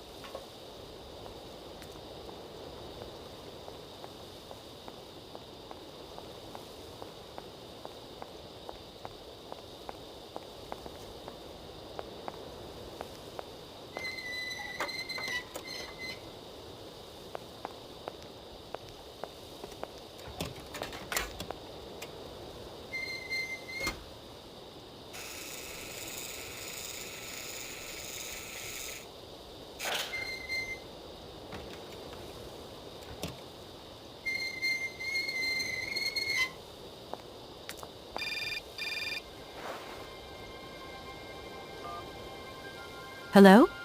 Where are you? Hi, Dan. I'm in Barrickstadt. What? Is that a town? I hope the man you're looking for lives there. Are you coming home soon? From what I gather, it's one huge university with an extraordinary station, aviary. If you could only see it, there are trees and birds everywhere. It's so weird here. Sounds like a great place for a bit of sightseeing. So, are you coming back soon? I don't think so. In fact, the train I'm traveling on has some kind of a mechanical problem. We've been forced to stop here. Us? I thought you were alone. Who's with you? Oscar, the train engineer. You're messing around with mechanics now, are you? Don't be so stupid, Dan, please. Oscar's an automaton created by Mr. Vorarlberg, the man I'm looking for. And he's not any old robot. He's a sophisticated butler type, if you see what I mean. He's a bit obsessive as well. Kate, I don't know what they're feeding you in Europe, but don't you think it's time that you came home? But my mission still isn't finished. To hell with your mission. I don't know why you accepted it in the first place. If you just stuck to the middle of the road, then we wouldn't be in this mess. We? If there's any mess, it's me who's in it. And while I'm trying to come to grips with strange towns, you, my darling, are sitting at home on your butt. I seem to remember we had nothing against my departure. It was only going to be 2 or 3 days, Kate. Please, try to put yourself in my shoes. Your shoes. Not only do I have to fit myself into your diary, but I've got to get myself into your shoes as well? Is there anywhere else Sir would like me to put myself while we're on this subject? Look, I don't want to talk about it now. Call me back when you've calmed down. I was perfectly calm before I picked up your call. I only wanted a few words of encouragement, not your disdain. Was that too much to ask? You can be such a selfish... Takes one to know one, sweetheart.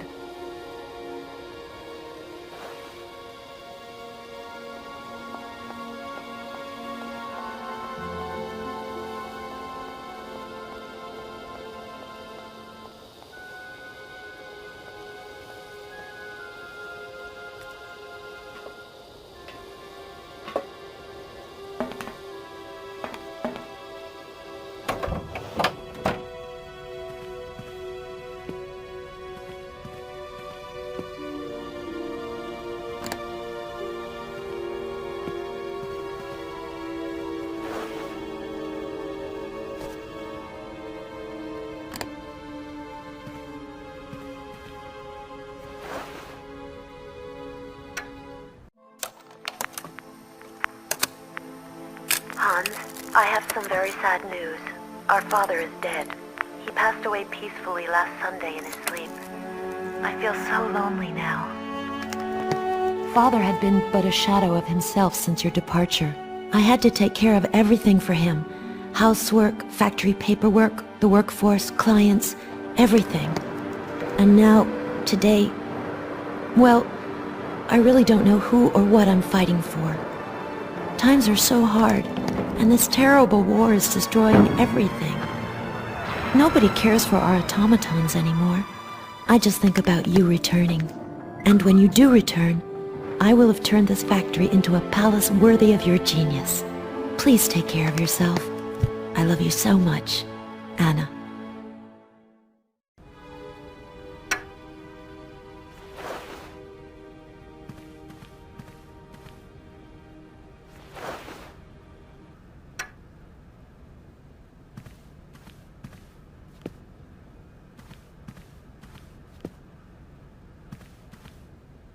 Everything okay? Yes, Kate Walker. I am waiting to continue our journey. Oscar, if you tell me one more time something's missing, I'll... Everything is ready. Take your seat, Kate Walker. We are leaving. I'll... Okay...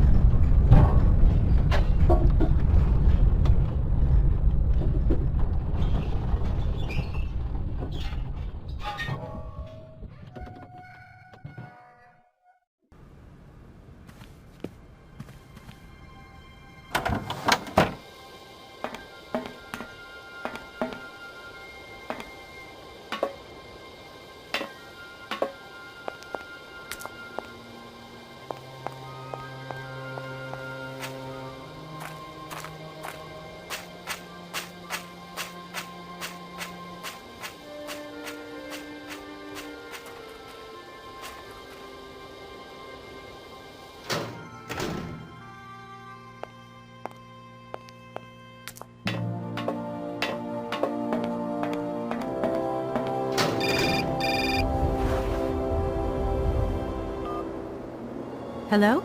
Kate! Oh, is that you? What's going on? Well, I finally got the mechanical train wound, and I hope it's going to take me to Hans Vorarlberg. I had to sort things out with a couple of weirdo sailors, and they probably ripped me off.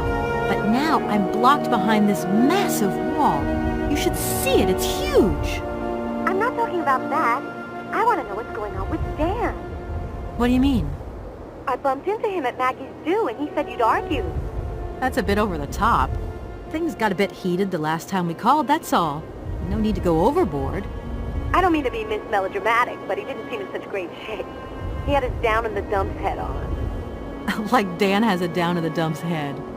Well, yeah, when that shock of hair flops over his forehead, and his eyes mist up, and his eyebrows kind of creased together. I'd never noticed. Maybe I did go a bit too far, but he's got such a goody two-shoes image of me that sometimes I just lose it. And this case is taking up a lot of headspace. I was just looking for a bit of compassion. Well, you sure got mine. So, what's going down? Like I said before, I'm kind of getting somewhere, but it's slow. This Hans Vorarlberg guy is getting more and more fascinating by the day. Okay, well, anyway, it doesn't sound like you're bored. Not like back here in the office. Every day is boredom day. Just no fun without you. When are you coming back? Shouldn't be long, I hope. Look, I've got to go. See you soon. Well, call us again real soon. And be easier on Dan next time, huh? I'll try.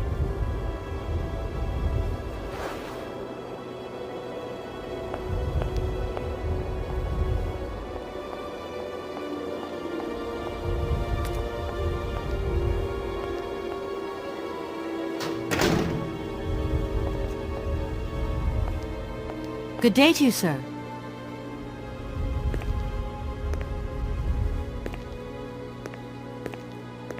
Captain Malatesta, Commander-in-Chief of the Barkstadt border post, at your service, madam. I need a visa to cross the wall and to continue my journey to the east. They told me that you are the only person in a position to issue such a visa. Indeed. This responsibility is part of my duties.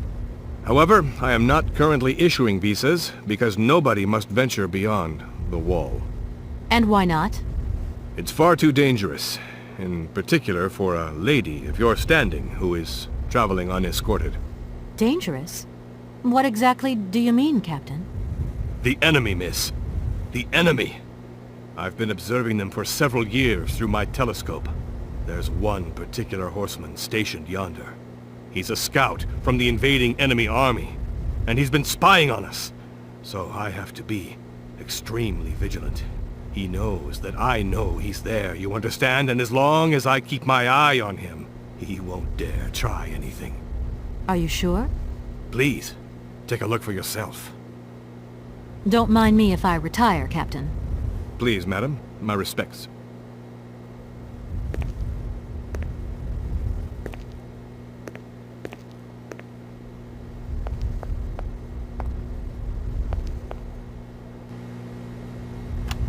How strange. I can't see a Cossack horseman at all. There's just a dead tree in the middle of an empty plain. That poor captain must have really bad eyesight.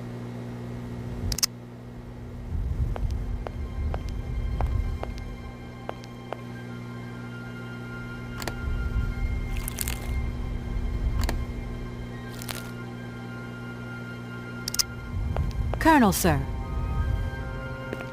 Captain, miss. But you have the air of a great officer. You flatter me, miss. Unfortunately, I'm afraid that we frontier soldiers are often forgotten by the military administration. There's no justice. I sympathize with you, Captain. Let us forget our worries for a moment and have a little drink together in the name of friendship. It would be my pleasure, miss, but the regulations strictly forbid it. Come on. A little glass of wine never hurt anybody, and nobody need know. Wine, miss? You are putting me in a very delicate situation. Don't deny yourself, Captain. Just a little glass. I assure you, it is excellent. Well, perhaps just a drop.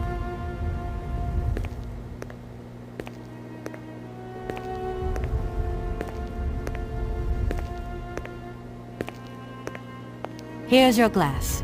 To your good health, Captain. And to yours, miss.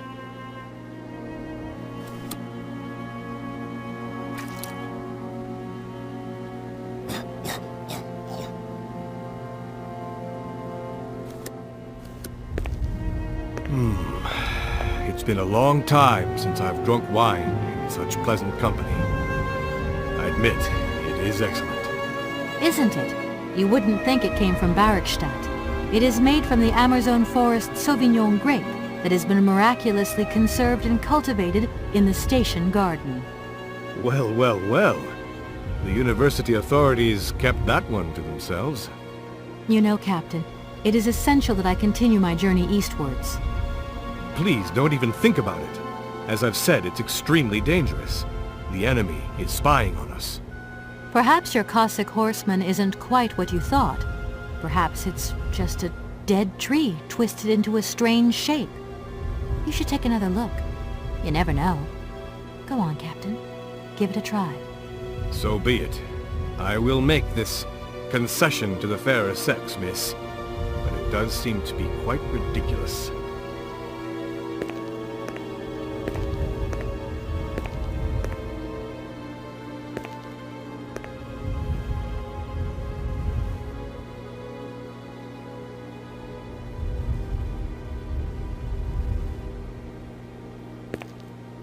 Incredible. How is this possible? By what strange magic? How could I have been so wrong for so long? The enemy was only a tree. I'm so ashamed. It's not that bad, Captain. It's only human to make mistakes, after all. A tree. Nothing but a dead tree. Pull yourself together, Captain. It's okay. And now I suppose there's nothing stopping you from issuing me a visa? Yes, of course. There is no more danger. All these years, and now the Cossack has gone. There is nothing left to watch. Captain, you should be delighted. From now on, you don't have to stay pinned to your watchtower. Travel can start up again normally. You will be able to resume your regular duties like issuing entrance and exit visas. You're right. I will sign you a visa to cross the wall frontier immediately. 1,000 apologies. Here, miss.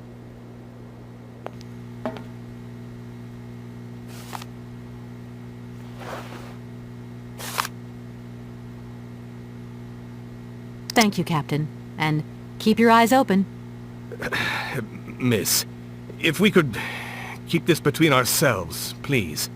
For the sake of my honor, you understand? You have my promise, Captain.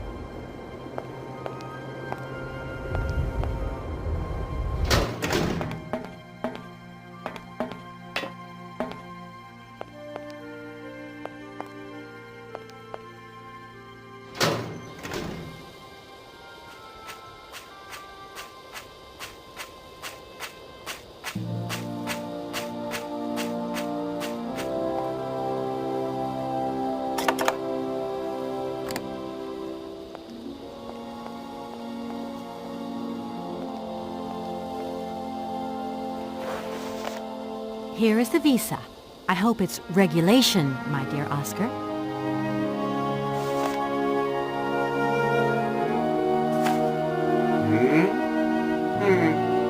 It is regulation. Here is your ticket.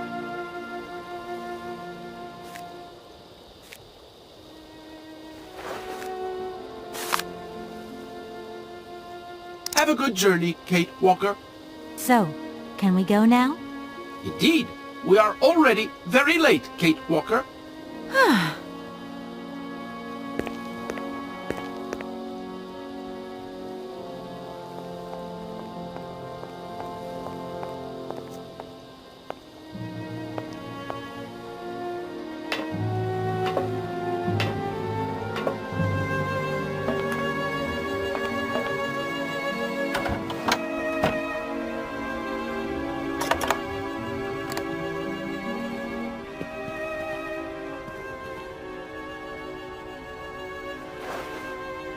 Here you go, Oscar.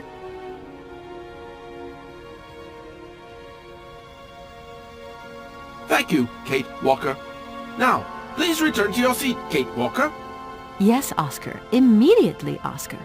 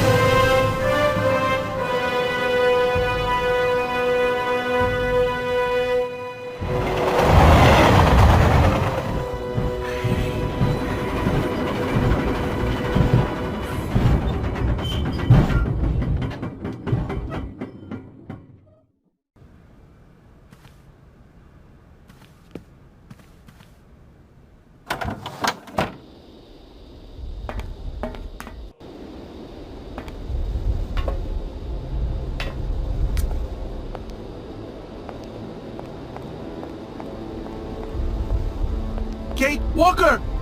Kate! Walker! Oscar, what's going on? Why has the train stopped? Where are we? The springs of the train are unwound again, Kate Walker. As for the question pertaining to our geographical location, I really haven't the slightest idea. Well, we'd better get looking for a winding machine, my dear Oscar. I hope that this place actually has one. The air here is so polluted that I could not possibly risk leaving the locomotive. My joints might corrode irreparably. Right. Let's see. See you soon, Oscar. I shall stay right here, Kate Walker.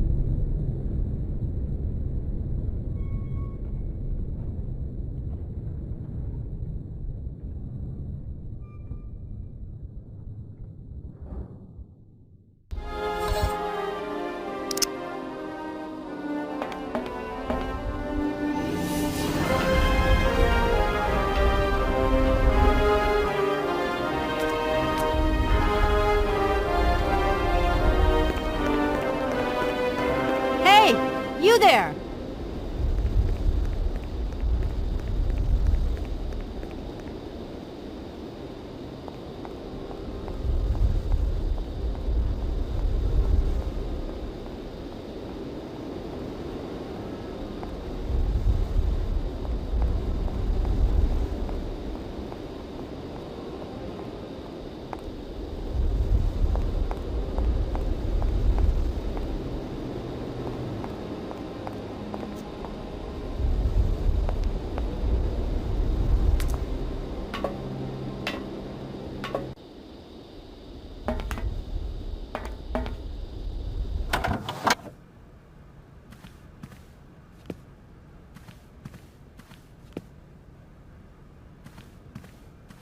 My God, Oscar! Oscar, talk to me!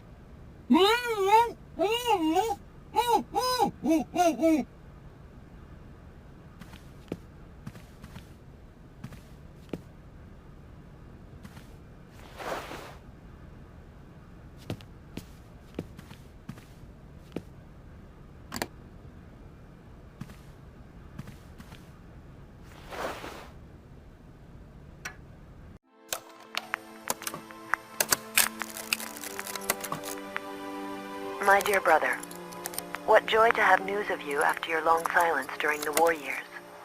So you're working for the Russians now. I tell you, we've been hearing some worrying stories about them here. Just your description of that dingy factory makes me cough. But it's so good to hear that your talent is being recognized for its true value, and that your automaton creations are taking the place of workers for all those menial jobs.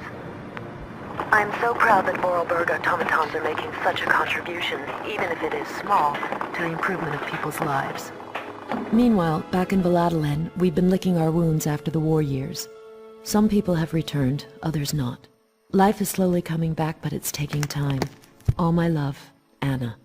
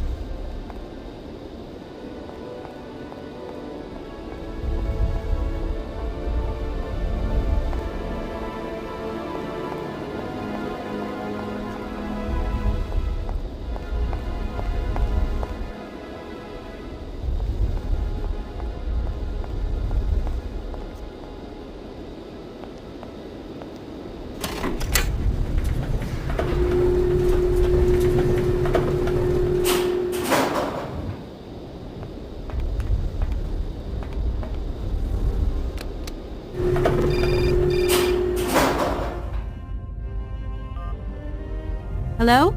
Hello? Kate? It's Dan. Can you hear me? Dan, is that you? I can't hear you so good. Dan? Hey, Kate, talk. It's a last conversation.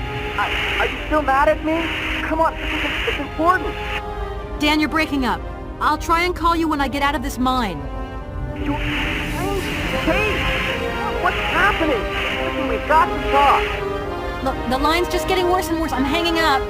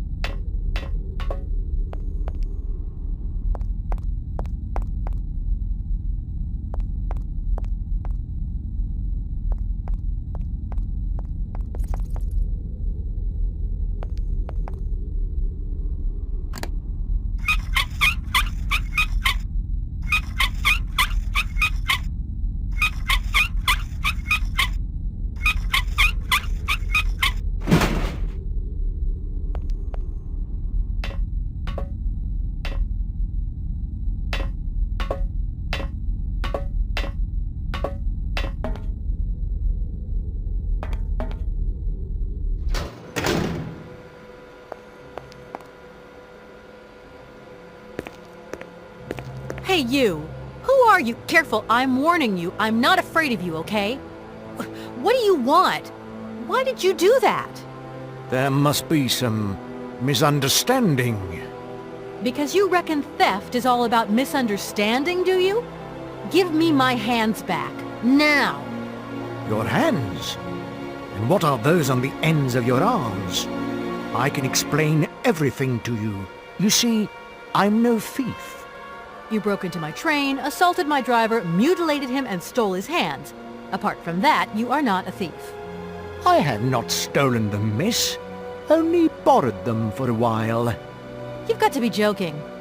I'm not joking with you, miss. I would never take such liberties. They belong to Oscar, my automaton engineer. Why did you steal them? They are extraordinary. Real mechanical wonders. I would never have been capable of designing such hands myself. Never. Such workmanship. Such precision crafting. It is incredible. Absolutely incredible. And just because you like them, you decided to steal them? I have only borrowed them, little missy. Temporarily, you understand? Of course, I shall return them to you when I don't need them anymore. You can... Excuse me? You see, these hands are all I need to complete my plan. At last, I can finish off my automaton pianist and fulfill my dreams. Everything is now in place. You see, I have converted this old, useless, stupid factory into a magical theater. As you can see, the furnaces, piping, chimney stacks, they've all been converted into one gigantic organ. I will be able to accompany the world's greatest living singer. Now all I need is her... I'm sorry, I can't make heads or tails out of your story at all. Without my engineer's hands, I'm stuck here, you see? Everything I have designed, all that I have invented, everything is for her. Do you realize? Her. Oh, to hear her sing one more time, here in my factory! Who is she? Who are you talking about? Helena. The one and only Helena Romansky. Her voice is so pure, like an angel. One day she came here to Komkolsgrad. She sang here, you know, when our industrial city was in its heyday. Oh, so long ago now. It was almost unreal. It was magical. I remember it like it was yesterday. Then, later, a long time later, she saved my soul. She saved my life and gave it meaning. When I was told that the mining program was to be abandoned, that this industrial city was consigned to oblivion, that I, its director, would from then on be nothing but a guardian of these rusting remains of a bygone age, that is when I first formed my plan to bring Helena Romansky back to this factory. But this time, she would sing for me, and me alone. And is she okay about this? Sure. Once she finds out that I have done all this for her, when she realizes how I converted this vast network of pipes and tubes to create one of the most impressive organs ever made, then, you know, this was no small achievement, miss. Once molten iron flowed through here. Now there wafts only beautiful melodies. But then I realized I had to make an automaton pianist. I began to despair that I would never create hands that were intricate enough. But then you arrived. So lucky, don't you think? Yeah, that must have been a happy coincidence for someone around here. So, when will this Madame Romansky come back? When do I get my hands back? I don't know. Maybe someone should look for her. Tell her. Hey, why don't you go? The quicker you bring her back, the sooner you can carry on your business trip. Now, isn't that a good idea? And you promise that once Helena has sung, you will give me back my automaton's hands? I promise, my dear. You have my solemn word. Well, I guess I'm going to have to believe you. Where should I go hunting for this singer, then? I have no idea. But for a woman of the world like yourself, finding her should pose no obstacle. Helena Romansky was a world celebrity, you know. I have collected many objects, souvenirs of her that I keep in a room. A shrine to her glory. It's like her own personal museum in a way. You should take a look.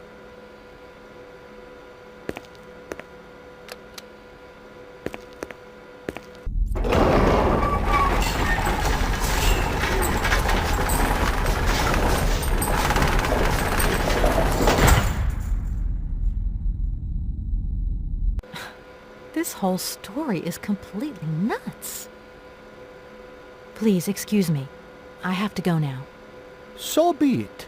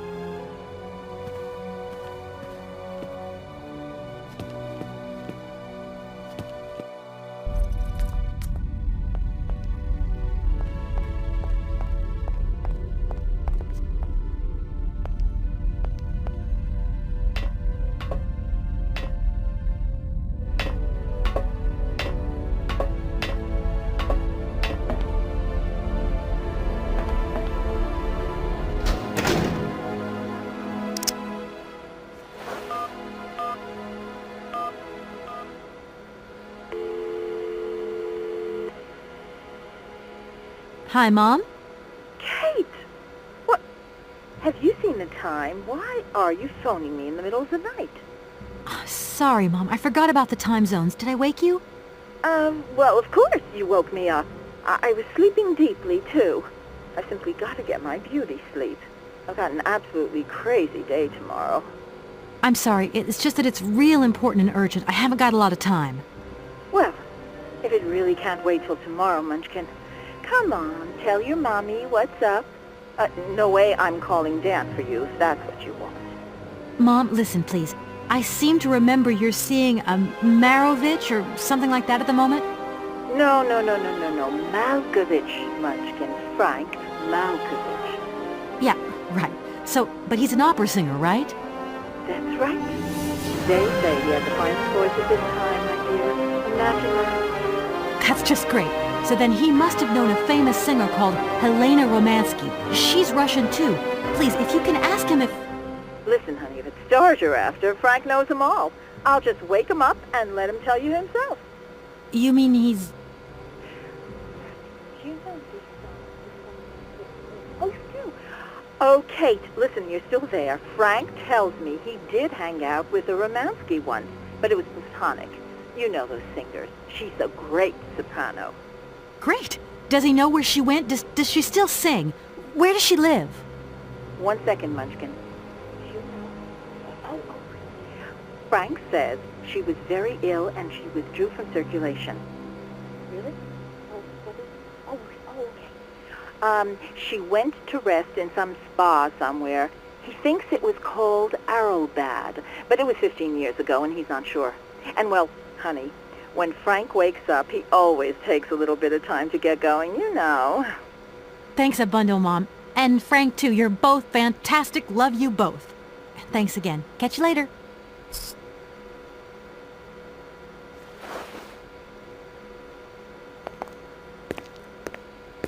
Director.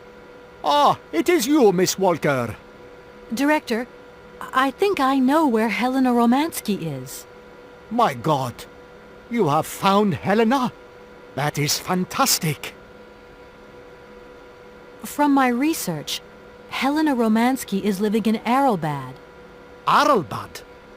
Helena Romansky is in Arrowbad. You know the town, then?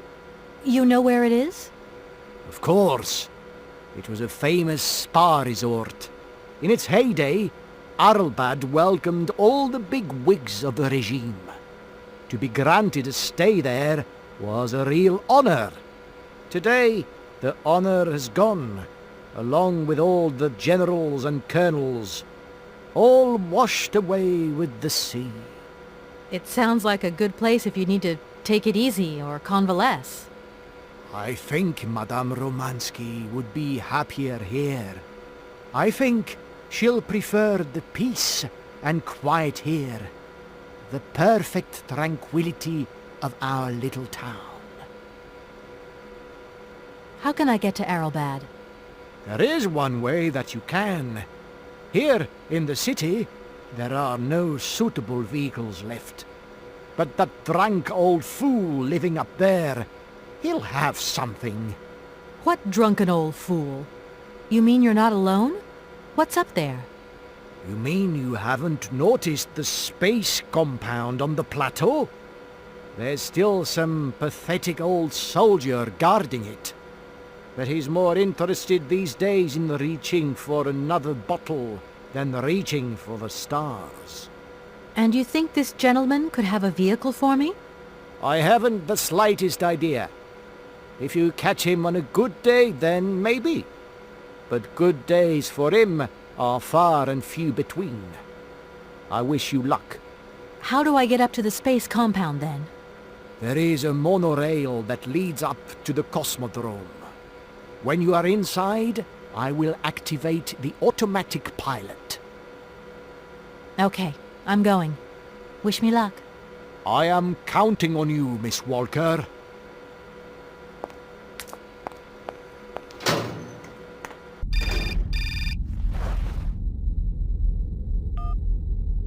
Hello? Did I wake you up? I can't sleep at all. This whole business just keeps turning round and round in my head.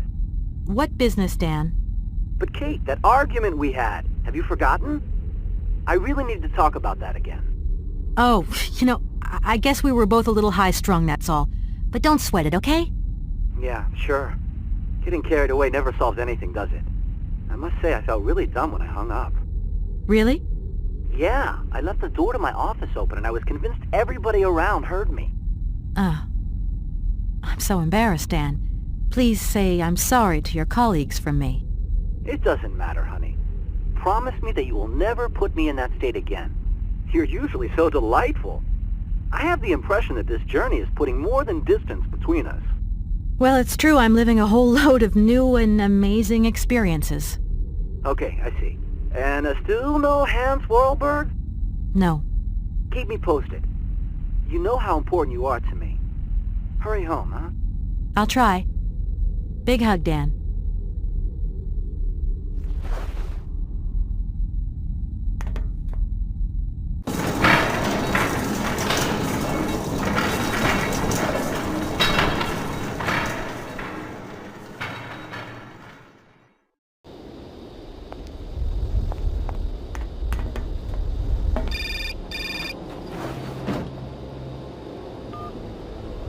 Hello? Kate! Oh, that you? How are you? Olivia! Great, just the right person. Look, have you heard of Helena Romansky? No. Is she some Russian fashion designer? No, she's a singer. I'm going to be meeting her soon. I've just got to find a way of reaching Arlbad. Can you imagine how lucky I am? Not really. Well, what relation's this singer got with the toy case? You sure you know what you're up to, Kate? You sound really different, like you're changing or something. Look, it's like this. If I'm going to get to the end of my journey, I've got to link up this singer and the director of the Komkalsgrad Industrial City. Don't worry, I know exactly what I'm doing. Why did you say that I've changed? I don't know, just an impression. You sound more sure of yourself, like stronger, more confident. And that's a problem? There you go. Just takes one word and you're up on your high horse. I'm beginning to see Dan's point of view. It's getting harder and harder to back you up all the time. What does that mean? Well, it means that I had a drink or two with Dan, because he wants to talk. He feels a bit lonely, you see? And what's he been telling you? Nothing. He just has the impression you're slipping away from him. He can't see where you're coming from anymore. Like, we went to the movies the other day, and he said that you would have loved the film, but I told him that... You mean you're dating my fiancé? No! No, not dating, Kate. Just propping him up while you're away. All in a good cause.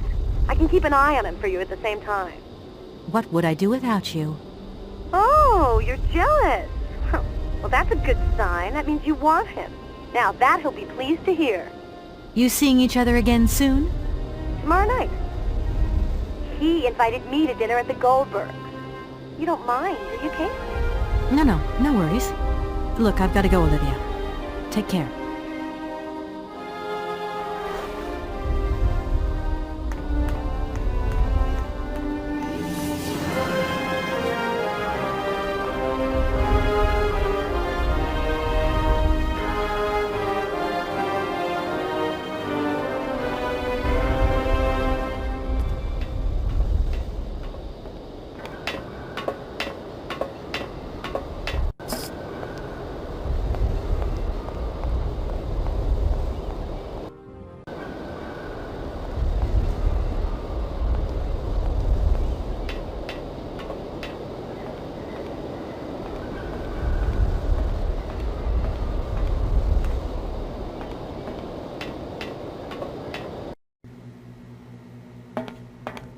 Excuse me. Sir, sorry to disturb you, but... Yoo-hoo! Can you hear me? 3, 2, 1, contact! And we have liftoff! Oh, holy mother. A dame. A pretty dame on the launch pad. Please, no need to worry, sir. Just do stay calm. I just want some information. Watch what you're doing, sweetheart. We ain't got no information, no strategies, no plans to tell anyone, anywhere, anytime. Military regulations, you dig it, man? I was going to... Oh, forget it, it doesn't matter. He's too drunk to help anyone anyway. I am not drunk. I have drunk. A little.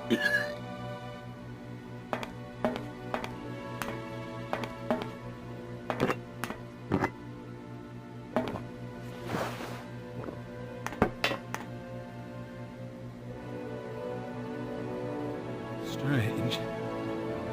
Sure I left a bottle or two around here. I gotta get some air. Wall's getting pretty tight. We'll think about that blast off later, huh? Are you okay, Colonel? Are you sure you're all right?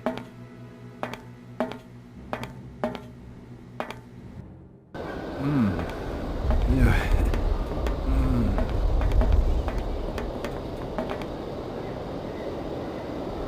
Be careful! Don't lean out too far or you'll... Ah!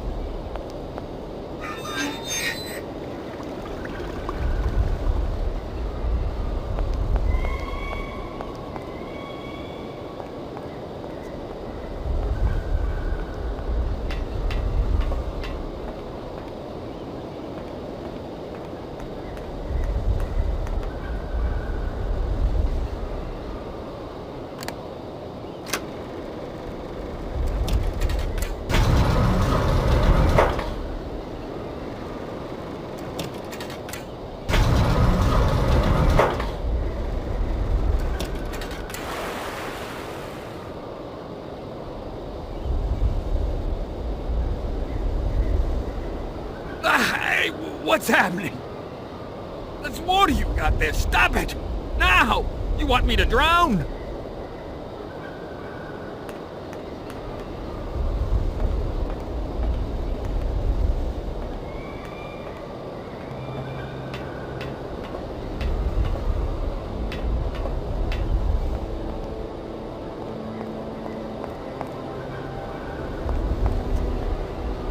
Calm down. It's all right. Just a little wake-up call, that's all. You must have had quite a bit to drink. Gee, you're right there. Not the first time, either. Probably won't be the last, man. My head. Please, could you whisper? Please, do excuse me. But it was the only way I could think of to bring you back to your senses. A little extreme, maybe. But I get the impression you're a lady who likes to see results. Do you think the airship still works? No idea. It has been so long since it was used. And then I've got to learn how to use it, too. You won't have any worries there. It has an automatic pilot. Go visit if you want. Here's the key. Thanks.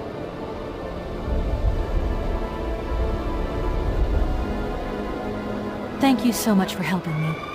I'm sorry to have woken you up like that. It's been great talking to you, ma'am. I think I'll take 40 winks right now.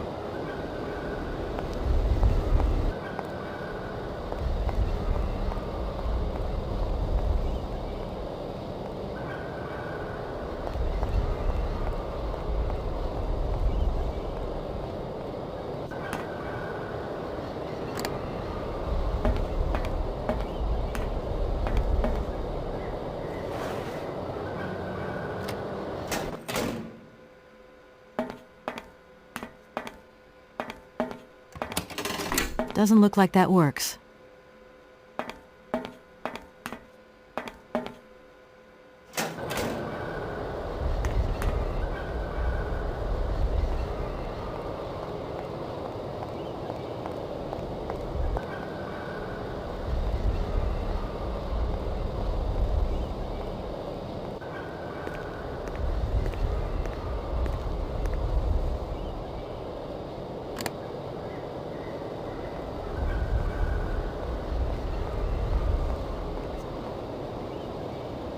Comrade Boris, I need a few drops of your blood. Excuse me? To get the centrifuge going, we'll need to analyze the pilot's blood. If you're going to the stars, you've got to be in good health, you see?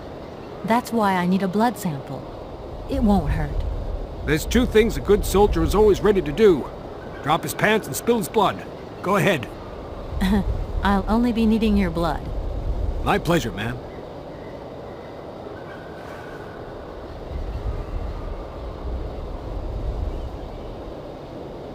Ow!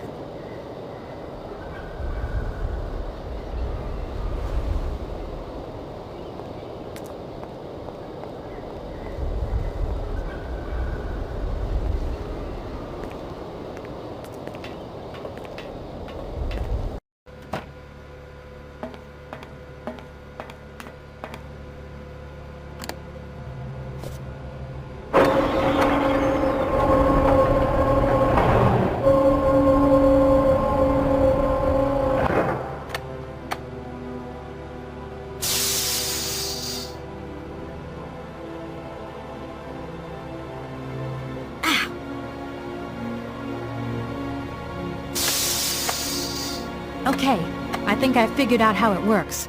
Get settled in and let's go.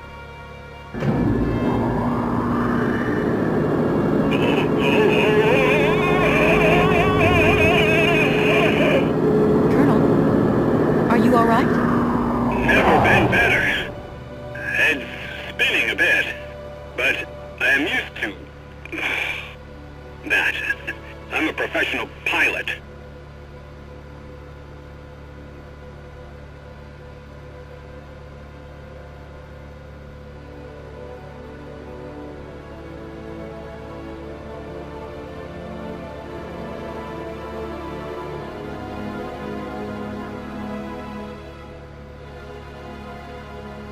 Miss Walker!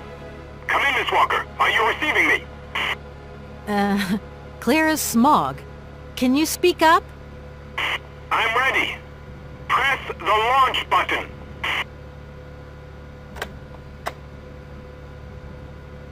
Takeoff procedure engaged. Countdown commencing. Colonel, you've forgotten to tell me the secret of the airship. What do I have to do? The airship will need to be right up.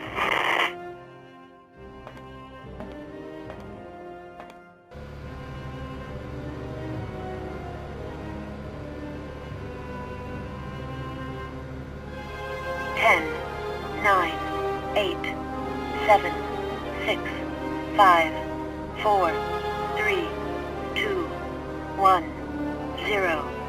We have liftoff.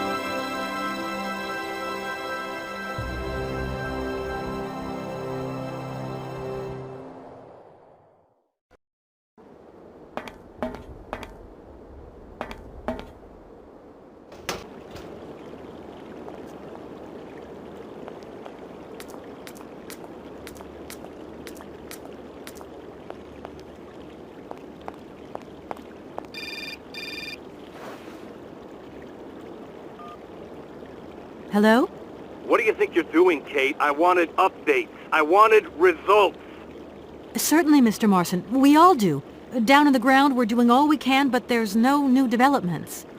Kate, I don't think you understand the urgency of this situation.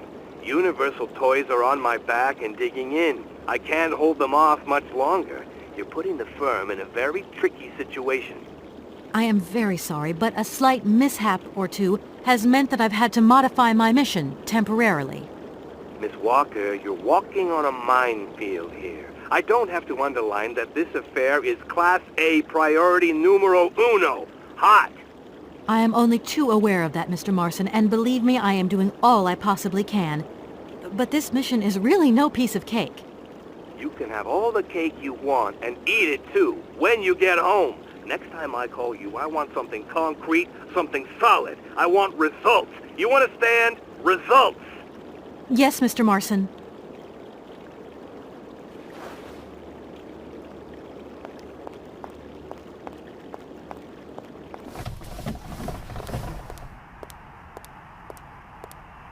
Good morning, sir.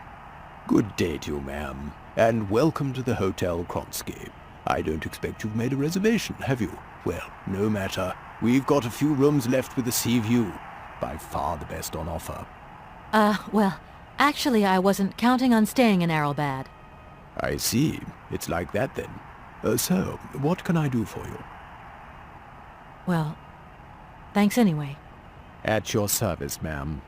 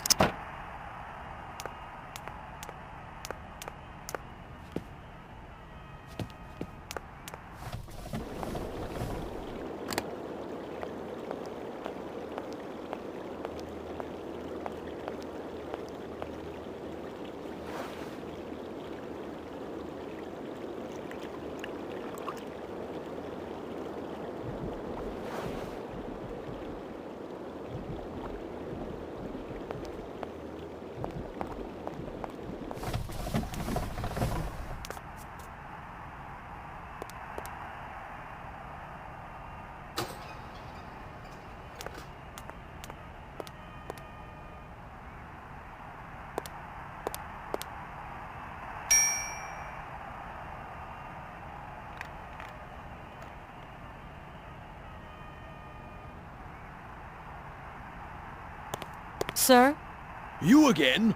You're beginning to really overstep the mark. I warn you, one more and I'm going to... But what the hell's going on over there? Why is it me gets hell to pay when there's already too much work to do?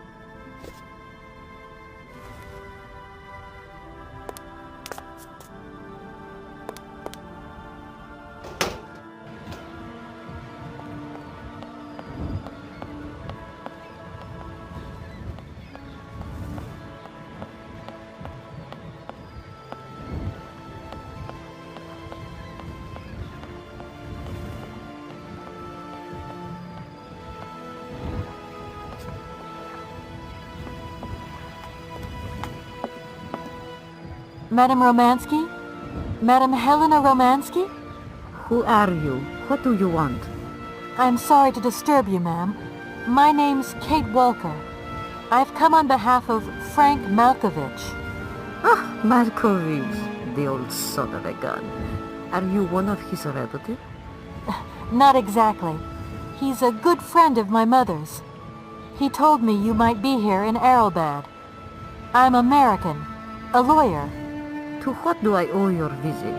You have come so far. It must be important. Indeed it is. I have very delicate and pressing business to attend to. I have just left... Later, my dear, later. I have a slight headache. This hotel must be pink, so I have to go in. Please, could you be so kind as to call my valet? Your valet? Of course.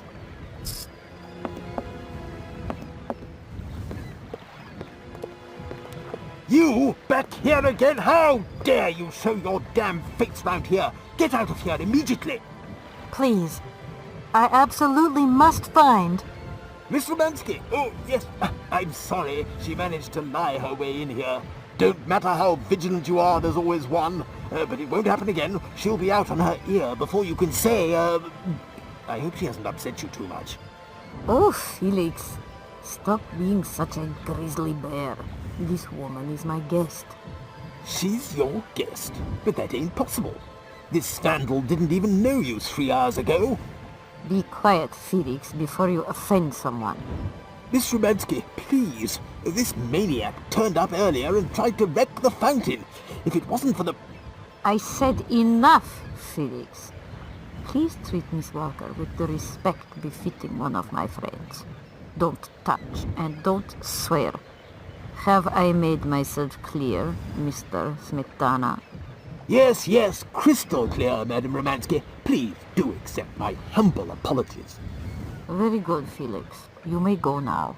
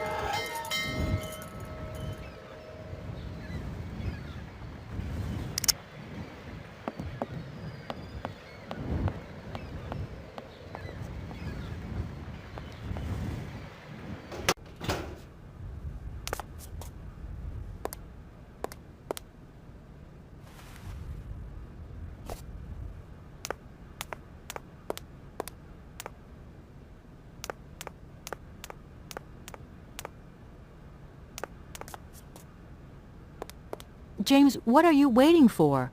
Don't tell me you didn't hear the bell this time. The bell did indeed ring, but it is very windy outside, isn't it? Yeah, it is a bit gusty. But what's that got to do with it? Madam doesn't understand. She says an automaton doesn't need protection, but my insides don't like the salty wind. I'm afraid to go out, you know.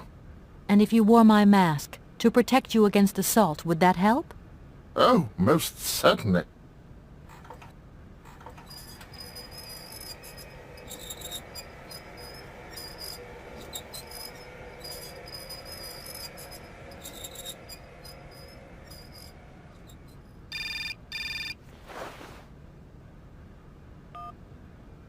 Katie Pooh. So, have you met her yet?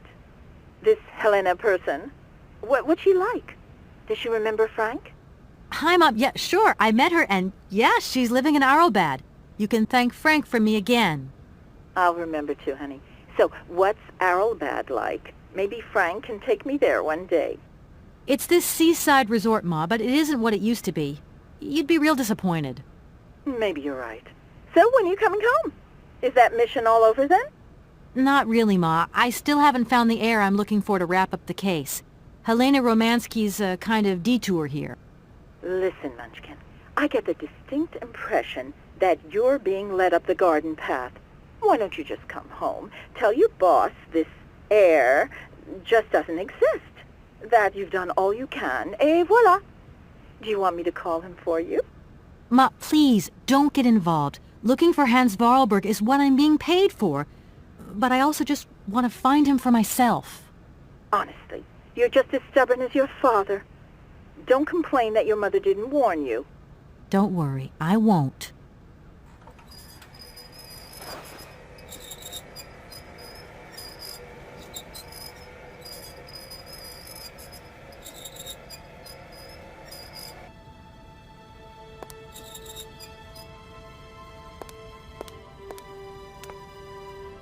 It's a real honor to meet you, Madame Romansky. People have told me so much about you. People still talk about me? Oh dear. Of course. Everyone tells me how wonderful you were. How you were one of the greatest singers of the century. Ah, so I was, my dear. But surely you didn't come here just to dig up the past. Strange. I get the impression that Hans Vorarlberg turned up here, too. You know Hans Vorarlberg? Not exactly. I'm looking for him to sort out this inheritance case. But I've had to snoop around in his past a bit to get on his trail, and I guess he's kind of a close friend now. You knew him, didn't you? Oh, yes. I knew Hans Vorarlberg. Do you hear, James?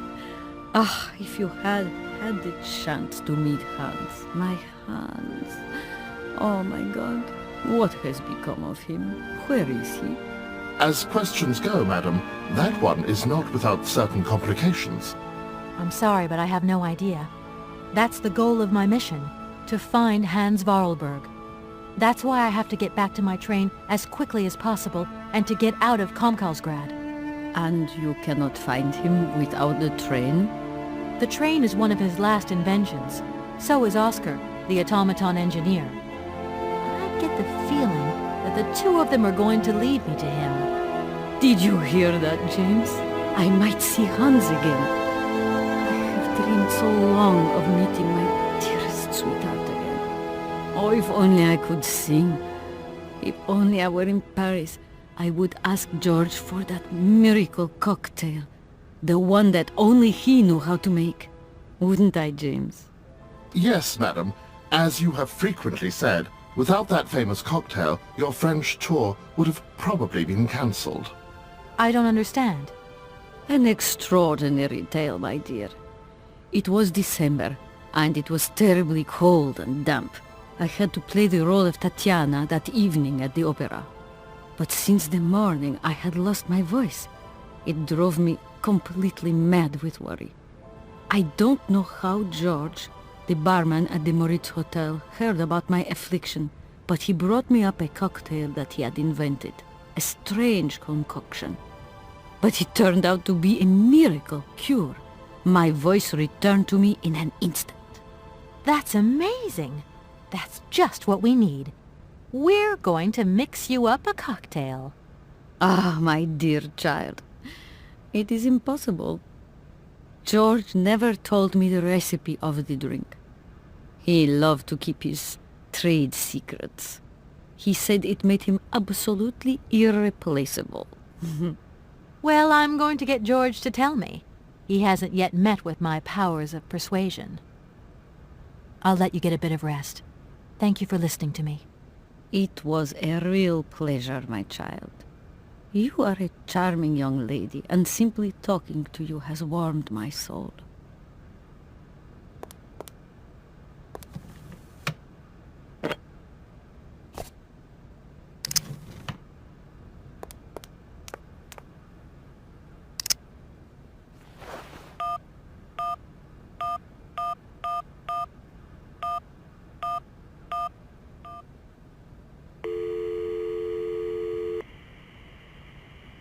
Hello, Hotel Moritz? Reception here. Can I help you? I'd like to talk to Mr. George. He's a barman at your hotel. I'll connect you with the bar. Just a moment.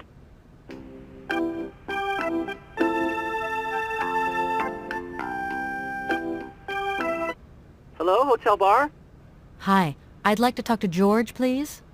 George? You mean Mr. George? Yeah, probably. He must have been a barman at the Maritz in the 50s? Well, don't want to disappoint you, but Mr. George stopped working here quite a while ago. What was it about? I've been told that Mr. George had a recipe for a fantastic cocktail, and only he knew the ingredients. I absolutely must know what was in it. It's a matter of life and death. I'd love to help you, ma'am, but you see, old George, now he knew a lot of cocktails. One hell of a barman and one hell of a reputation. He did write down his recipes before he left. But if you can tell me which one you were looking for exactly? I don't know. There are a lot of them, you say? Yeah. The Paris Peking Shuffle, the Deep Green Secret, Boco Poco, Blue Helena, Red Mambo. Helena! Yeah, that's the one. The Blue Helena. Right, I'll take a look. Blue Helena, you say? Let's see. 1 measure of vodka, 1 measure of blue curacao, 1 measure of honey, a dash of lime and ice cubes. Shake it all together, and Bob's your uncle. Perfect. Thank you very much, sir. You have been most helpful to me.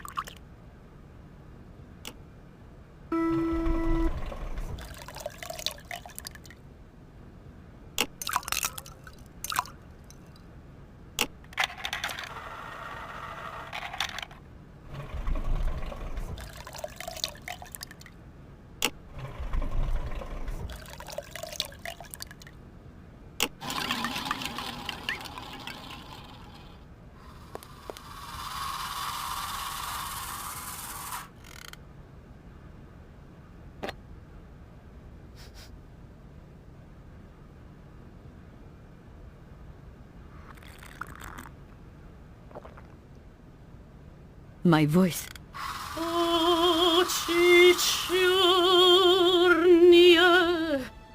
My God, that is atrocious. Horrific. It was too good to be true. George's Blue Helena is powerless. Ineffective on the voice of an old woman. But your voice is perfect. Don't be so down on yourself. You just need to warm up a bit, that's all. After all these years, it's to be expected. No, I am very grateful for all your efforts, but really I cannot go on stage with such a puny, pathetic voice. My performance would be so poor. I would get such bad reviews. You've just got to get your confidence back. Hasn't she, James? I must concur, madam. It sounds to me like your voice is fully restored. James, be quiet. You are a sniveling little creep.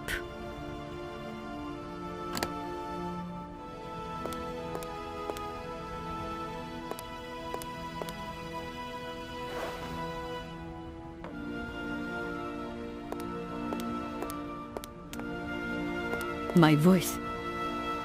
Znacie o wider os, i o w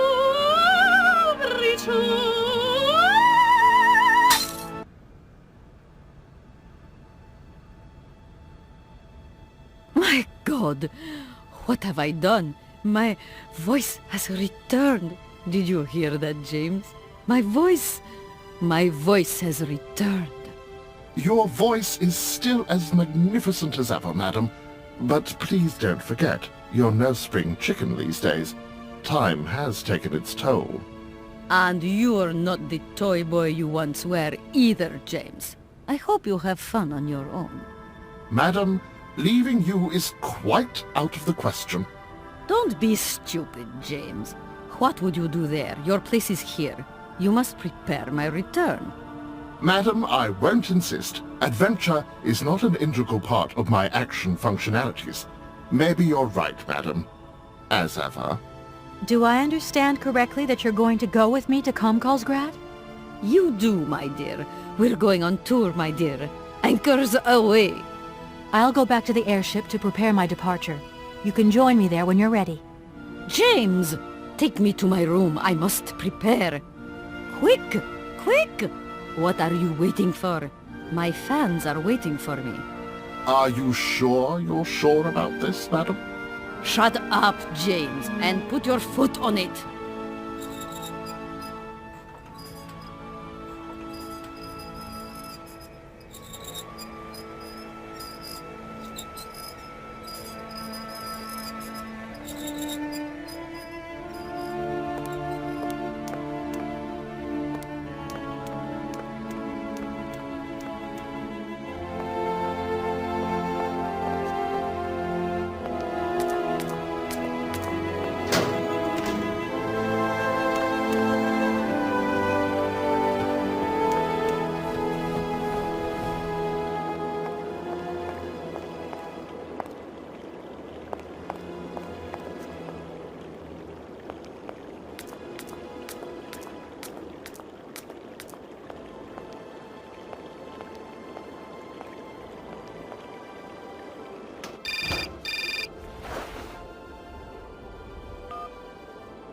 Hello? Hi, it's me, Olivia. Hey, sweetie, what's new? How was it at the Goldbergs, then?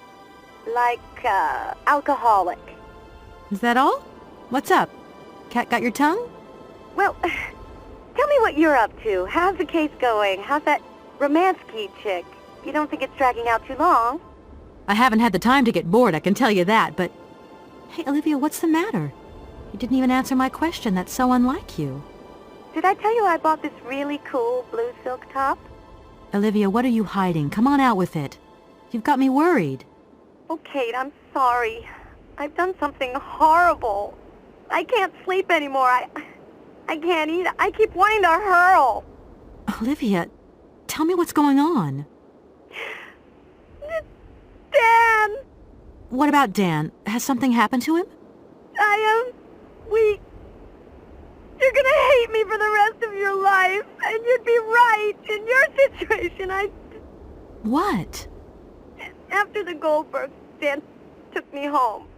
We were a bit, we shouldn't have drunk so much.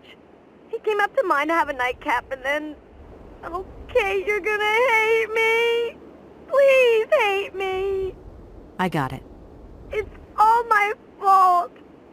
I could never tell you that I've had the hots for Dan for ages, because you're my friend and you were engaged and all, but then we got so close lately, and I just lost sight of what's right and what's wrong.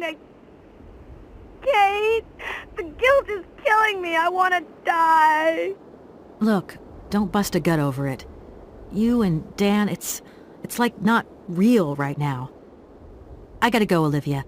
I need to process this new bit of data. Are you like some automaton or something? Kate, please. I'm hanging up now. I want to be on my own.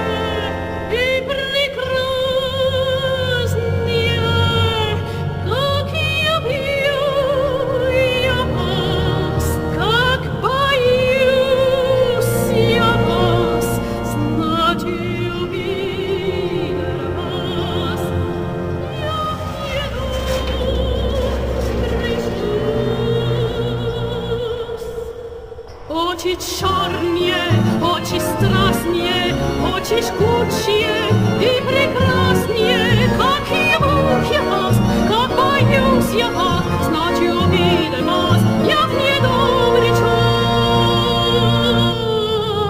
Очи чернее, очи страстнее, очи жгучее и прекраснее, как я пью я вас, как боюсь я вас, ночью видел вас, я в недобрый час.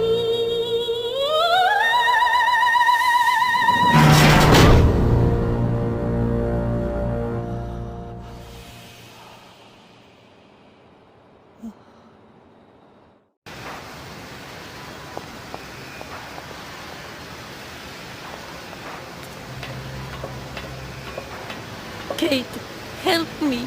What is happening? What does this man want of me? He has gone totally mad. Don't worry. There must be some way of getting you out of there, and I'm going to find it. But do hurry up, my child. I am terrified he will return and become dangerous. Be strong, Madame Romansky. You can trust me.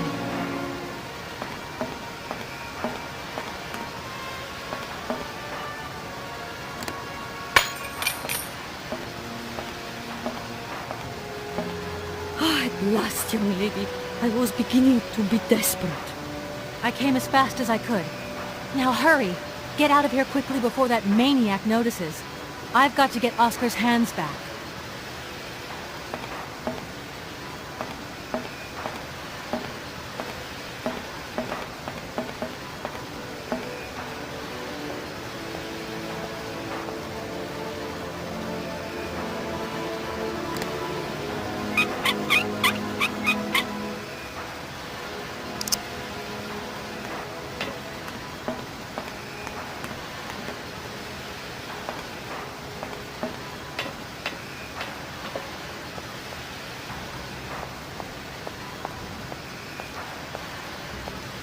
Are you all right, madam?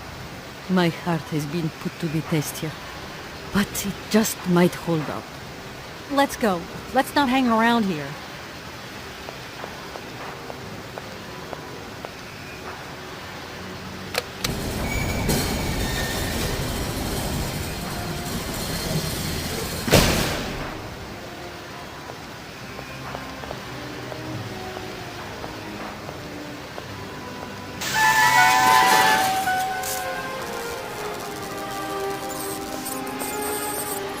Oh! But, my God! What has happened now? Ha ha! Nice try, Miss Walker. But you are not strong enough. Not for me. So you can stop playing games now. Return the hands to me. And bring Madame Romansky back. Or I shall not be responsible for my actions. You don't scare me, you old lunatic. Helena, grab the hands and get back to the train. Tell Oscar to get ready to leave. I'm gonna find a way out of this lousy factory.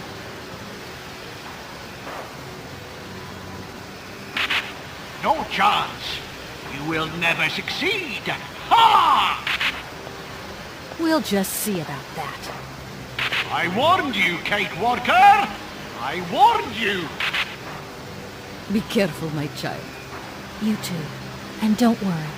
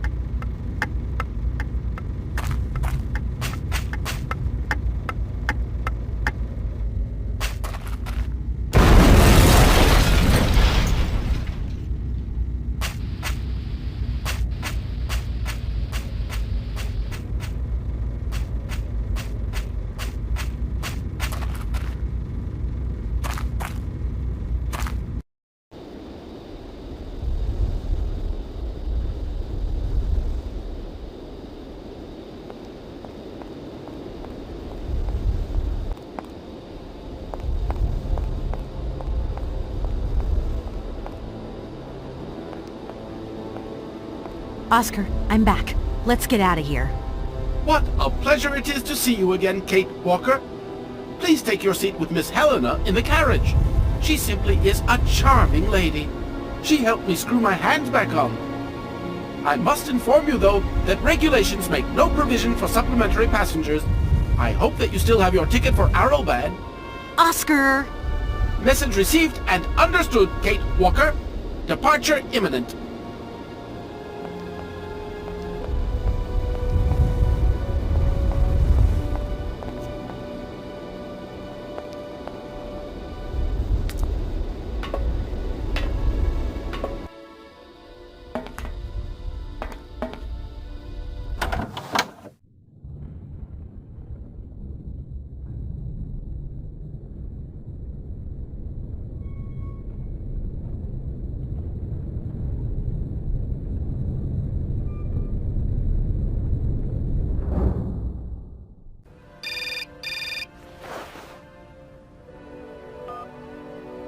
Hello? Kate, hi. It's me, Dan. Are you alright? I'm okay now, yeah, thanks. But if I said that not long ago I was grappling with a mad music lover who wanted to kidnap an old forgotten opera star, but I foiled his plan and escaped through an abandoned mine, then I guess it's completely mad. You'd be proud of me, Dan. Real proud. Kate, I don't understand a thing you're saying. I barely recognize you. No, it doesn't matter. How was your day? Yeah, of course. I went to dinner with the Goldbergs. I finally beat Bob at squash. The cleaning woman broke the vase in the entrance hall. Well, other than that, nothing new. I see. Everything's cool, though? Yeah, everything's, cool. You're not missing me at all? Oh, yeah, sure I am. I had Olivia on the phone. She was a little upset. Nothing to say? So sorry. I don't know what came over me. It happened so quickly. I just totally lost control. I was so weak, so dumb. I just can't imagine how... I can't imagine how you could ever forgive me. I don't know, Dan. Maybe I'm to blame somewhere in all this. Maybe I pushed you into Olivia's arms. I'm well aware that this trip has taken me far from New York and far from the Kate you once knew. And you know what surprises me the most? I don't miss it. What's happening to us, Kate? Maybe we've just realized we don't really love each other, Dan. We can talk about it when you get back if you want. I don't know, Dan. We'll see.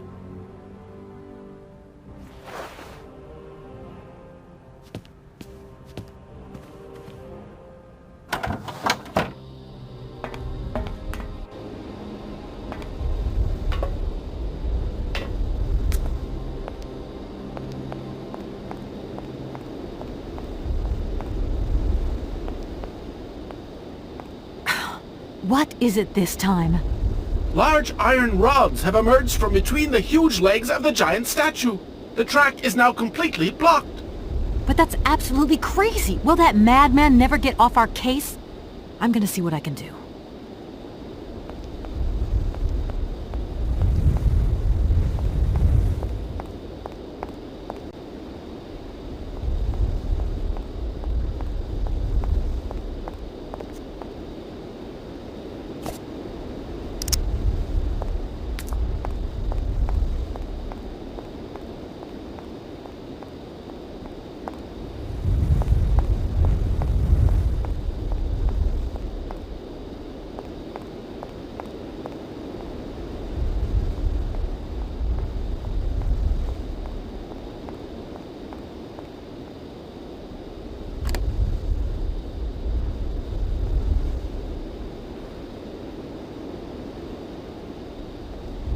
Oscar, let's get the hell out of here.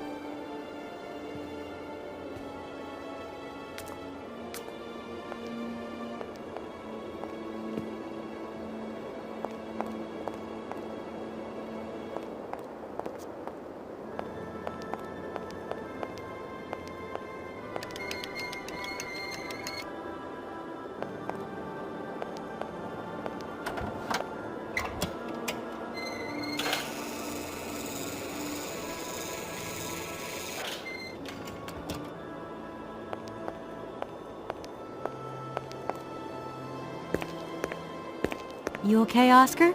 Still in one piece? Humor is a concept outside the scope of my functionality, Kate Walker. You should know that by now. Oscar, come on, quit crabbing. We got out of that dingy city safe and sound, didn't we? And even with a certain style, I might add. Style is the right word. Hey, what are you doing on the platform? That's not like you. I wanted to take a little air and dust away the cobwebs from my joints. This salt wind is terrible, though. I think it would be wiser to return to our nice warm train. Get a life, Oscar. Oscar, I think everything's ready. We can go now. Are you sitting comfortably?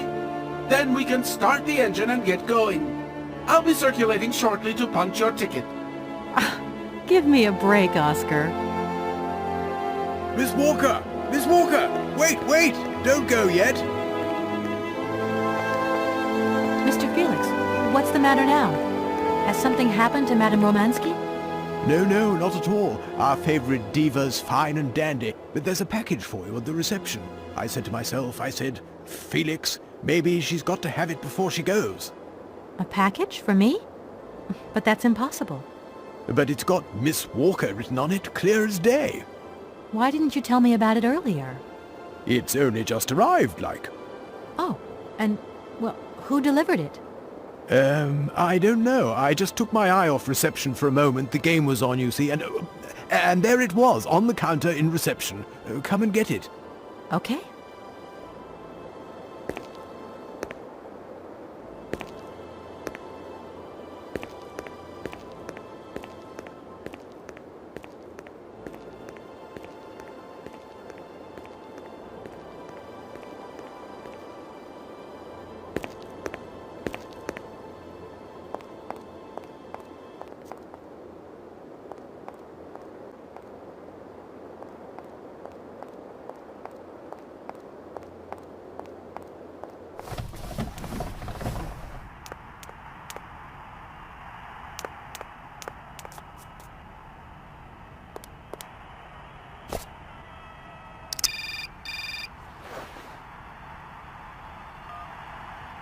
Hello?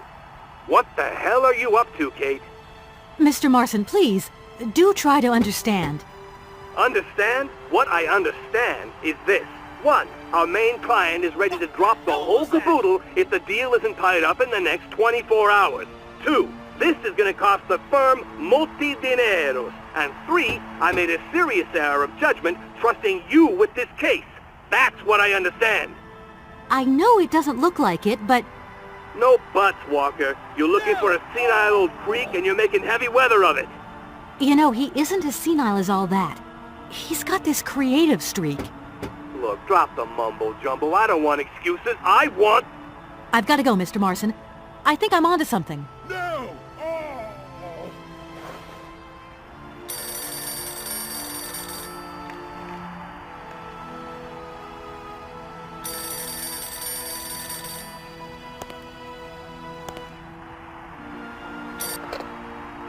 Hello, reception here. Felix Massano at your service.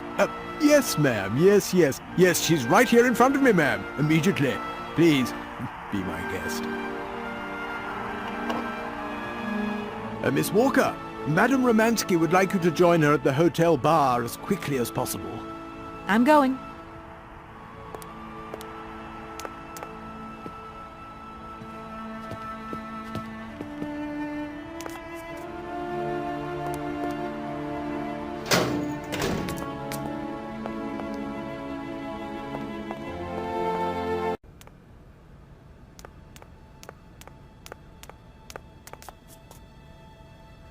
Madame Romansky, you wanted to see me? There you are, my dear. I wanted to talk to you before you leave. I didn't want you to get the wrong idea. Despite our mishap in Komkosgrad, I'm very grateful to you. You helped me to forget my life here and this dead beach where I stroll up and down all day, getting more and more bored. So much the better. Time passes so quickly. One day you are at the peak of your glory. You think it is going to last forever.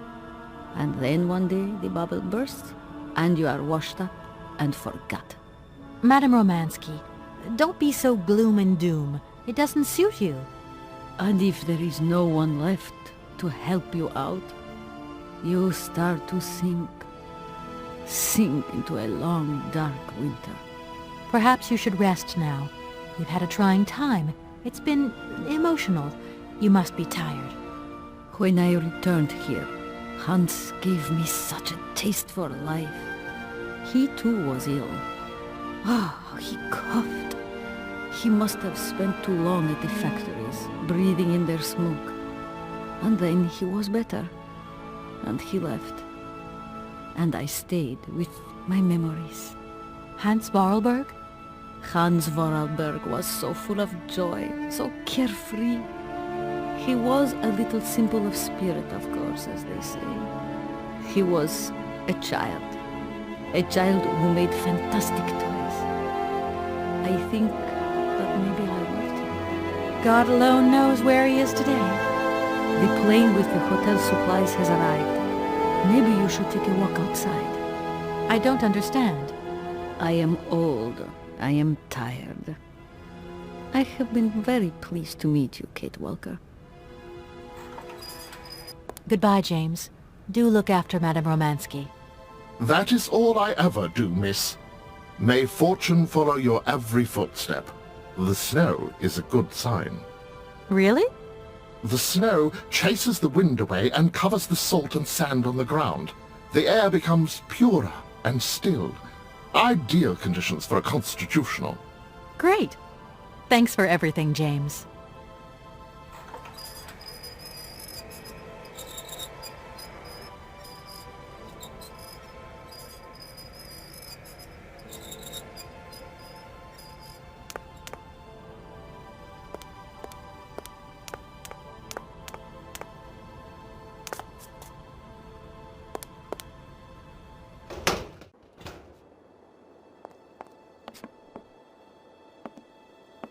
Good morning, sir. Mr. Vorarlberg? Hans Vorarlberg? You've brought the train, then. That's good. Mr. Vorarlberg, you have no idea how pleased I am to meet you at last. I'm Kate... Where is Anna?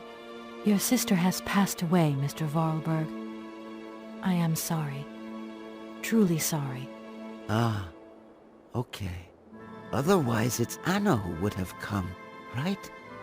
Not you. I guess you're right, Mr. Vorarlberg. My name's Kate Walker. Kate Walker. Okay, I'm going away on the train. A long way away. Where's that? That way. Siberia. Siberia. I'm sorry. Mr. Vorarlberg, I've been ordered to tie up the buyout of your factory in Valladolid. It's, my job, you understand. Anna told me. The automatons. That's over now, isn't it? Mr. Vorarlberg, the factory belongs to you now, and I need your signature to tie up the deal. Okay. Then I'm going away on the train. Here's the sales contract. I'll give you some time to look it over. Your sister already agreed to the terms. All we need now is your signature.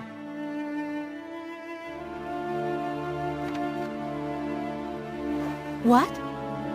You've signed just like that? Without reading it? I can't read. I don't know how to. Oh, in that case, I'll read it for you. No, it's okay. Leave it. I've got to go away on the train, Kate Walker. As you wish, Mr. Vorarlberg. And let me wish you a very pleasant journey.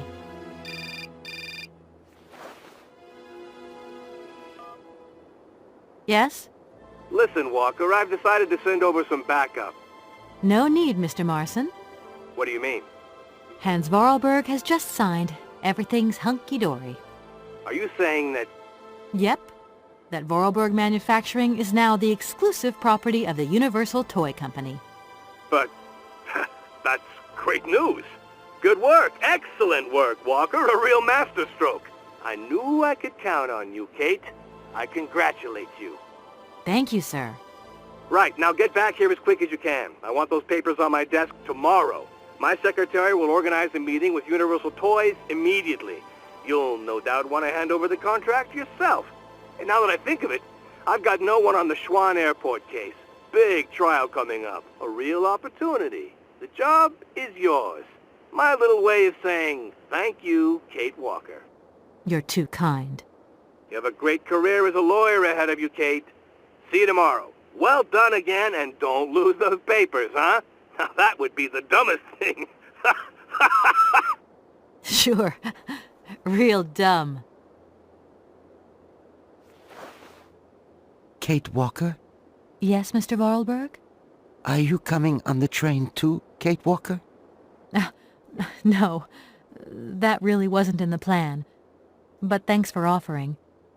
This adventure's all over for me now, Mr. Vorarlberg. Too bad. Silly, really. You don't like adventure, do you? I don't really... I mean, maybe there's... It's not easy to say. Yes? I have to go back to New York. They're waiting for me there, you understand?